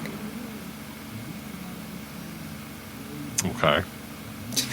More powerful than Legion? I don't think so. More powerful than Onslaught? I don't think so. Number 13 is Captain Universe. Yeah, no Scarlet Witch. I mean, Scarlet Witch was up there with Phoenix at one point, you know? I mean, I can pull up a list of like the best mutants. Number 14 is Nemesis. Okay. 15 is Beyonder. Is that one of Hulk's enemies? Or no, that was Strange, Doctor Strange's enemy. Okay. Number 16 is Dormammu. Speaking of. Number 17 is Odin. Really? That far down the list, they're putting Odin? Shit. Okay. You know who's next? Thor. Okay. 19 is Thanos. 20 is Zeus. Oh, yeah. No, this list is weird. Okay. Well, it's on ranker.com. So. Okay. 21 is Silver Surfer. All right. I could just feel you like scratching the wood. No, I'm just curious. Like, who's the person that made this list? Because I don't think they're as familiar with comic books as they think they are. 22 is Onslaught. All right. At least Onslaught made the fucking list. Jesus. Okay. I mean, he only killed half of the fucking universe. Yeah, he's isn't he like the was it like the manifestation of Professor X and Magneto's mind? Right. That's a dope character. 23 is Sentry. Which Sentry? Robert Reynolds. Okay. See, people forget that there's 3 Sentries. There's Sentry, which is Reynolds, which is the light and the darkness at the same time. There's Sentry, that was part of Force Works, which was an alien. He was an alien with the ability to warp time and space and everything else like that. He could basically pocket jump everywhere. And then there's Sentry, the fucking robot, one of the Sentries that kills all the X-Men. Yeah, and he I forget which one it was where he took Carnage all the way up to space and just like had him dissolve in his hands. Like, I don't know. 24 is Hulk. Really? Okay. Yeah. 25, Apocalypse. Okay. 26 is Surtur.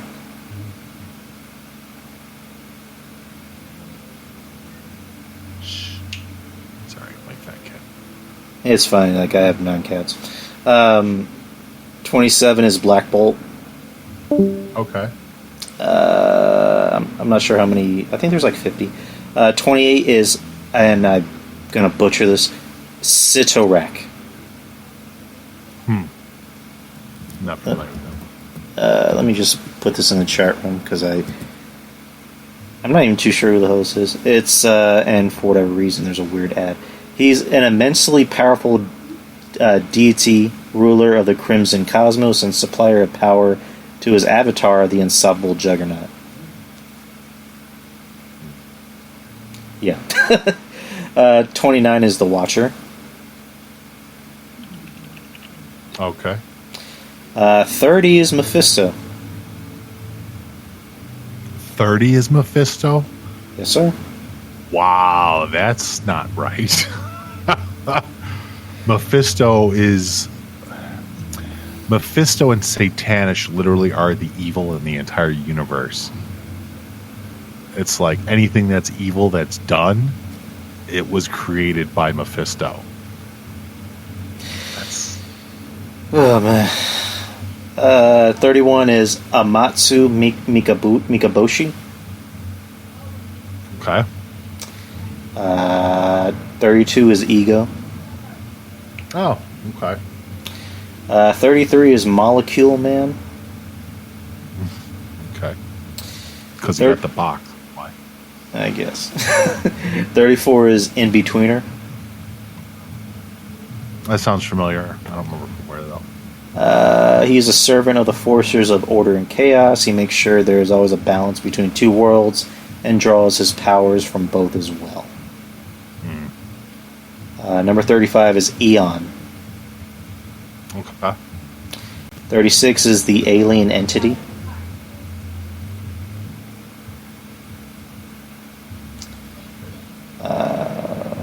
Number 37 is Vishanti. Okay. 38 is the Ultimate Nullifier. Oh, the fucking... Yeah. I remember that issue. There was a Deadpool... It was like a Deadpool limited series that dealt with that. Now, that was kind of cool because no matter what you did to this bot or whatever the fuck it was like a robot thing, when it was fully activated, it would just nullify everybody's powers and weapons and everything just didn't work. It was kind of cool. Like the ultimate weapon was a Nerf. That's what it was. The ultimate weapon was a Nerf. Everybody's fucking nerfed.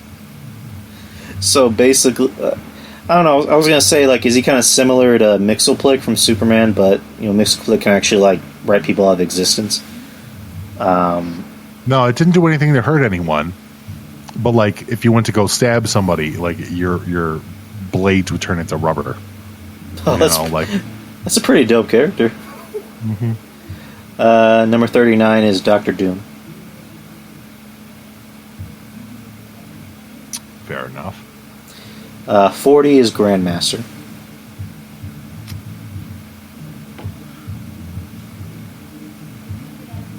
Okay. Right. 41 is Gladiator. Okay. 42 is Mad Jim Jaspers. Okay. 43 is Tyrant. Okay. 44 is Ultron. All right. Yeah, for all these powerful characters, it's like some of them I have like zero clue if they're so powerful. I'm not familiar with all of them. Not saying that I should I should understand everybody, but damn, you would figure that the top 50 list of all the fucking heroes and villains in the Marvel universe should probably be like name brand names. You know what I mean? But go on. Number 45 is Korvac. Okay. Number 46 is Abraxas. Okay. 47 is the Destroyer. Okay. 48 is fuck, I can't say this name right. Chthon. Chthon. Okay. Yeah, it's basically this list. Number 49 is High Evolutionary.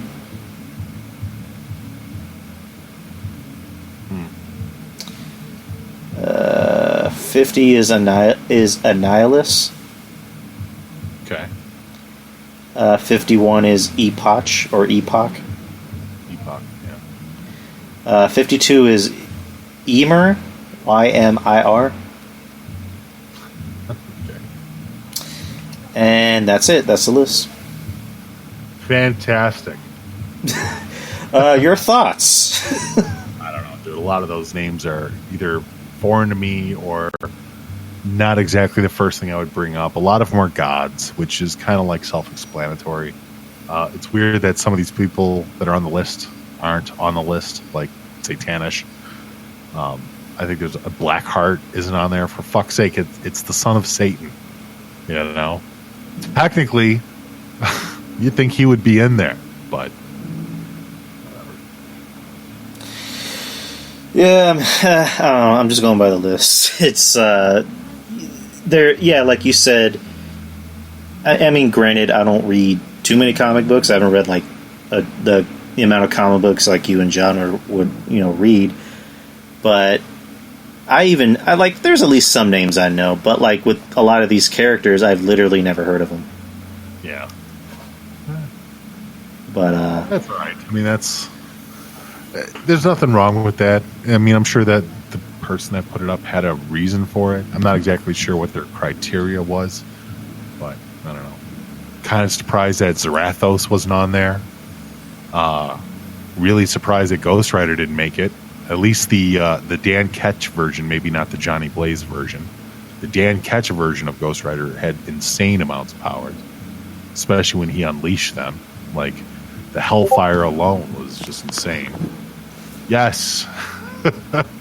Surprised the Transformers weren't in there, Sam Witwicky and his ability to fucking create and destroy Cybertron. so like, yeah, it was kind of a cheap list because they were just going with gods. They weren't going with who's names. Who's your favorite? Who's the most powerful character that you've liked in the Marvel Universe? Ooh, I probably should have thought about that. I'll go first. I'll tell you mine. Like, when I think of powerful characters, I think of people that can affect every single spectrum, not just necessarily physically powerful, but they have the ability to destroy anything and everything, or create anything and everything. It really, for me, it comes down to Scarlet Witch. Scarlet Witch literally could rebuild time itself if she chose to. When she started to become, because originally all she did was just throw hex bolts and shit like that, and then she started expanding her powers. And obviously, Xavier taught her more and stuff like that. And there was a point where I felt she was more powerful than Phoenix by far, more powerful than Jean Grey, more powerful than gods, because she could rewrite existence itself. It's kind of like, do you remember when Hal Jordan became Parallax in the DC universe? And what he did was he killed off all the other Green Lanterns. And he took all of their fucking rings and he recreated the universe. It was called Zero Hour. And the business side is DC wanted to close the gap on a lot of broken storylines that they had over the years. And on the storyline side, they wanted to make Hal Jordan the most prolific villain in the history of DC Comics, which is a sad story considering that he came from a place of being a hero. And so he started destroying every single timeline one by one by one until he finally won and rebuilt the entire universe. And that's the interesting thing about Zero Hour. The bad guy won. The entire universe was destroyed. Everybody technically died in 0 Hour and then was reborn. Yeah, and there's an interesting fact about Scarlet Witch. Let's talk about House of M before we get to that. And you already read it, but this is just for the listeners. In House of M, it begins with I hadn't read the previous story before it, but she had apparently killed a bunch of Avengers. And all the Avengers are after her. The X-Men want to protect her, but the Avengers want to take her out. So they find her, and when Spider-Man literally looks into a corner, and there's this like blinding light, and they all wake up in like different realities. They're either married or they have like a different life. Cap got old. He never became Captain America. The X-Men are kind of non-existent. Most of them work with S.H.I.E.L.D. What happened was Scarlet Witch literally built a reality for them.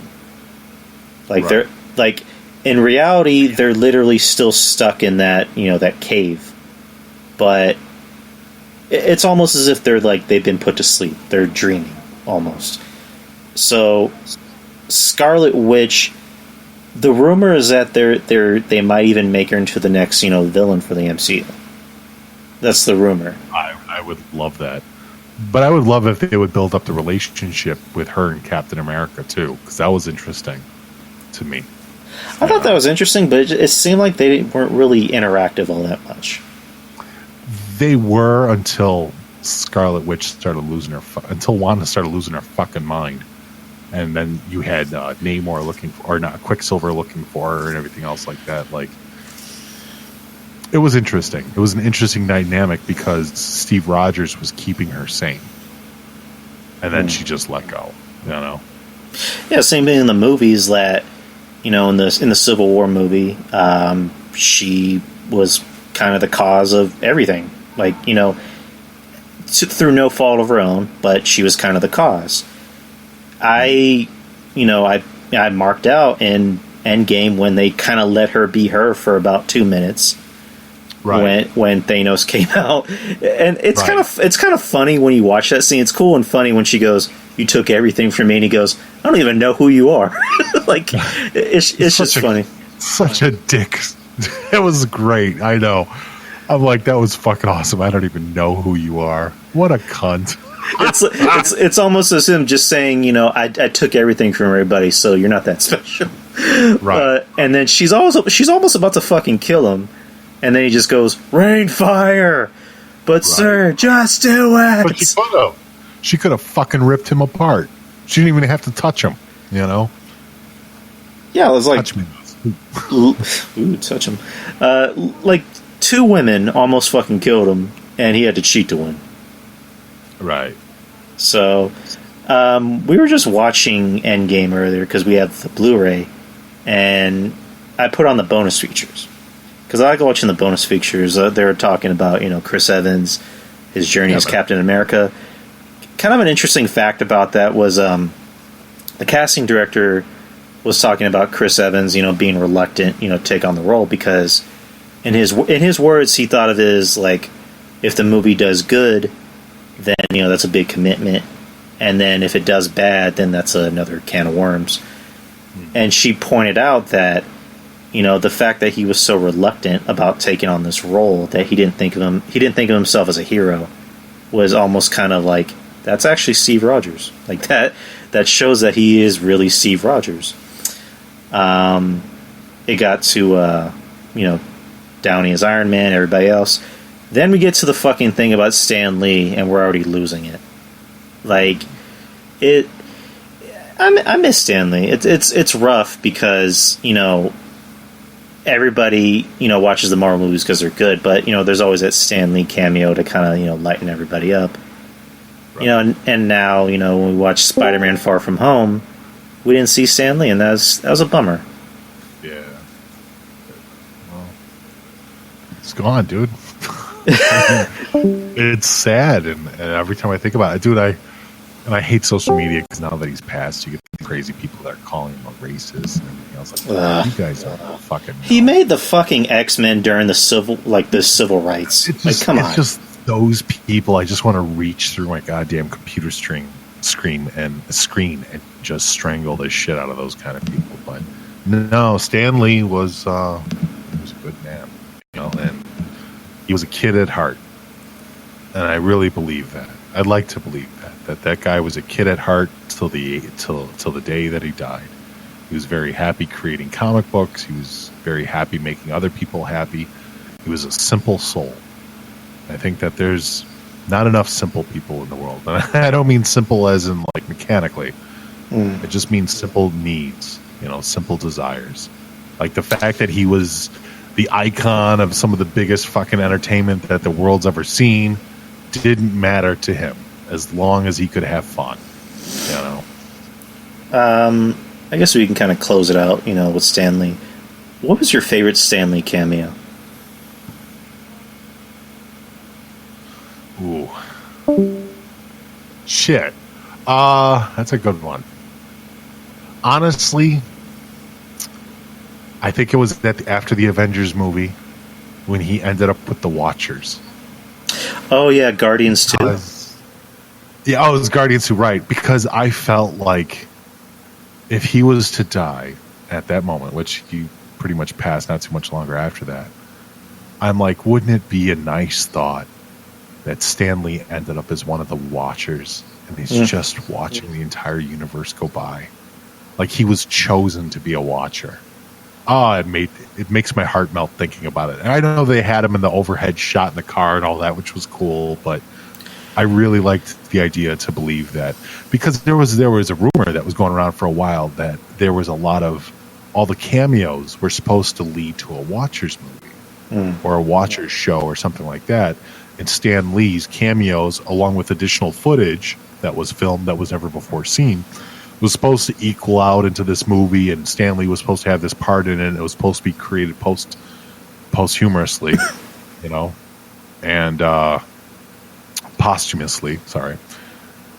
And it never happened, or at least I don't know anything about it. I've never heard about it since, but this was like a rumor back in I want to say 2014, 2015, that they were going to try and do a Watcher movie, and then they did the Watcher scene with him in it. And I'm like, oh, it's got to be true. But from what I read afterwards is that Marvel read about the Watcher stuff and they were just playing with it with Stan Lee. So it's not a real thing. It was just their way of kind of nodding to the internet like, yeah, we read you. Here at Marvel, we do read the internets. And I was like, oh, okay. But I love the idea. I loved the idea that there was even an inkling that all these cameos equate to Stan Lee actually being a real Watcher. And I don't know, man. that was sentimental for me. Yeah, because I remember you talked about that, where this was a little after Stan died, and in the scene he's saying, "Hey guys, where are you going? I still got more stories to tell." And I'm just like, oh, like you watch it now, and it just it gets you, like you want to cry, which is what I was doing earlier. The Civil War cameo, I still think is funny when he says, "Is this Tony Stank?" Yeah, and then War Machine, "Yes, this is Stank." Yeah, that was great. The Captain Marvel one I thought was cool. The story behind it I think is pretty cool. That the director or the producers didn't tell Brie Larson when Stan Lee was going to show up. All they said was, "You're going to be going on this train, you're going to be walking by, and then you're going to see a random old man with a script, and you're going to pull the script down." She didn't know that was going to be Stan Lee. Yeah. So her reaction and Stan's reaction in the movie was actually genuine. But they showed the behind-the-scenes footage of that where Stan Lee is reading a script for Mallrats, that came out in the 90s, which is what the movie was set in. So they show the behind-the-scenes of her seeing Stan Lee, and she starts losing it. Like, she's like, "Oh my god, Stan, oh my god." Well, this is after the scene. Right. The scene in the movie where she kind of smirks, that's a genuine reaction. But after they had wrapped that scene up, she just sits down and she's gushing over Stan Lee. So I like that scene. Phil the Promoter in Spider-Man Homecoming. "Don't make me come down there, you young punk." It just, again, it sucks. I think we all knew that he had limited time. He was kind of living on borrowed time. Sure. But it's one of those things where you kind of think like a kid, where he's written about superheroes his whole life that you almost thought for just a second he was kind of like a superhero. Yeah, he was. He was the man. Stan got us to forget about our problems. He took up God knows how many years of my youth. Took me away from my problems growing up. If it wasn't for Stan Lee, I think I would have lost my mind a long time ago. And it's weird to say that, but comic books played a big part in keeping me sane when I was younger. And I'm always grateful to him for entertaining me in those periods of my life, and still entertaining me to this day. So yeah. Yeah, man. We miss Stan. That's pretty much the basis of this conversation. We all miss Stan. Sure. But yeah, it's about to be 11:30. Is there anything else you wanted to go over, Mish? No, man. 2.5 hours. I'm good. Yeah, I got some editing to do, and then I'm probably gonna fucking peace out. So, all right, man. Thank you very much for having me on your 100. I really appreciate it, Drew. Yeah, Mish. I can't say this enough. You've done a lot for me. You're an inspiration to me. If it wasn't for you, I probably wouldn't even have this show. Oh, much love, man. You always go out of your way to help me, to help anyone else. You were more than nice enough to put me on the Wrestling Soup Network, which has done a lot, which has done more than enough for the show. It's really gotten a lot of eyes and ears to the show.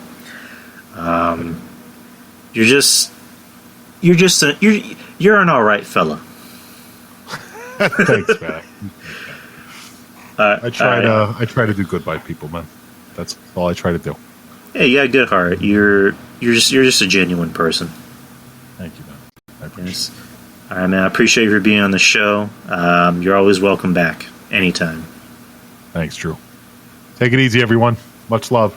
All right, Mish. Take care, buddy. All right, 2.5 hours, or 2 hours and 23 minutes, actually. Yeah, Phil the Promoter. Yeah, absolutely, man. I had you on, man. I always heard good things about you. You're a good dude. Thanks, Sean. I'll just talk for a bit. Hopefully I don't get all sappy. 100 episodes. I honestly didn't even think I would get here. I didn't think I would make it even past 10 episodes. I'm not even trying to make myself sound like a piece of shit. I'm just I'm being honest. I didn't think I'll last this long, 100 episodes. Thank you so much to everybody that's listened. Thank you so much to everybody that clicks the download button, that shares on Twitter. Yeah, I could use a beer, Phil. Just thank you to everybody. Just thank you. That's all I gotta say is just thank you. I'm blessed. And that's not a word I use a lot. I don't use the word blessed a lot, but I'm blessed. I'm truly blessed. Happy 100. Happy 100, guys. And hopefully we can make it to 100 more. Thanks, Trademark. Yeah, Wednesdays, starting October the 2nd, are going to be pretty busy. Not just NXT, but we got AEW, so we got that to look forward to. So Wednesdays on the Dreary Show are going to be pretty busy. So, anyways, thank you guys so much.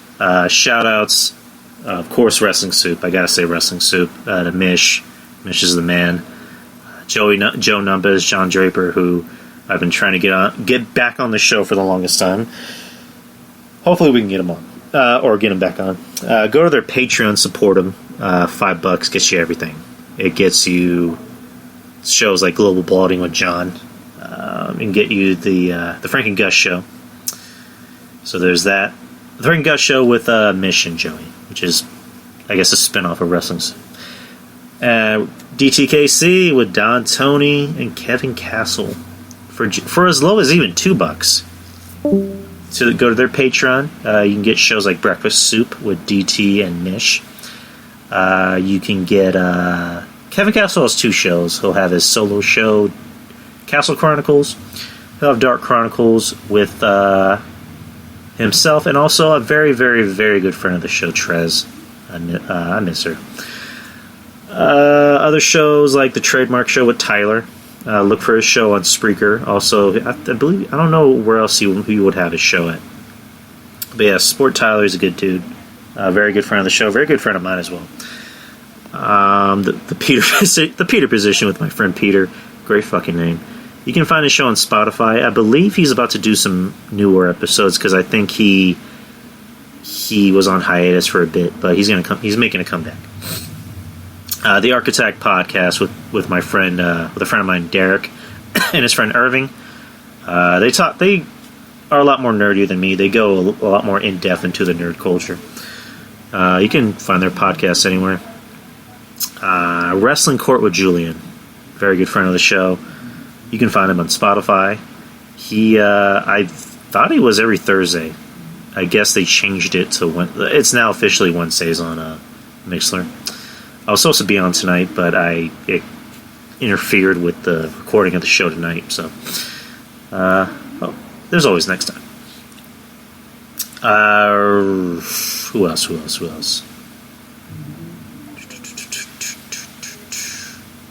There's a lot of names I'm forgetting. If I'm forgetting anyone, I'm sorry. It's not that you guys aren't important. Everyone's important to me.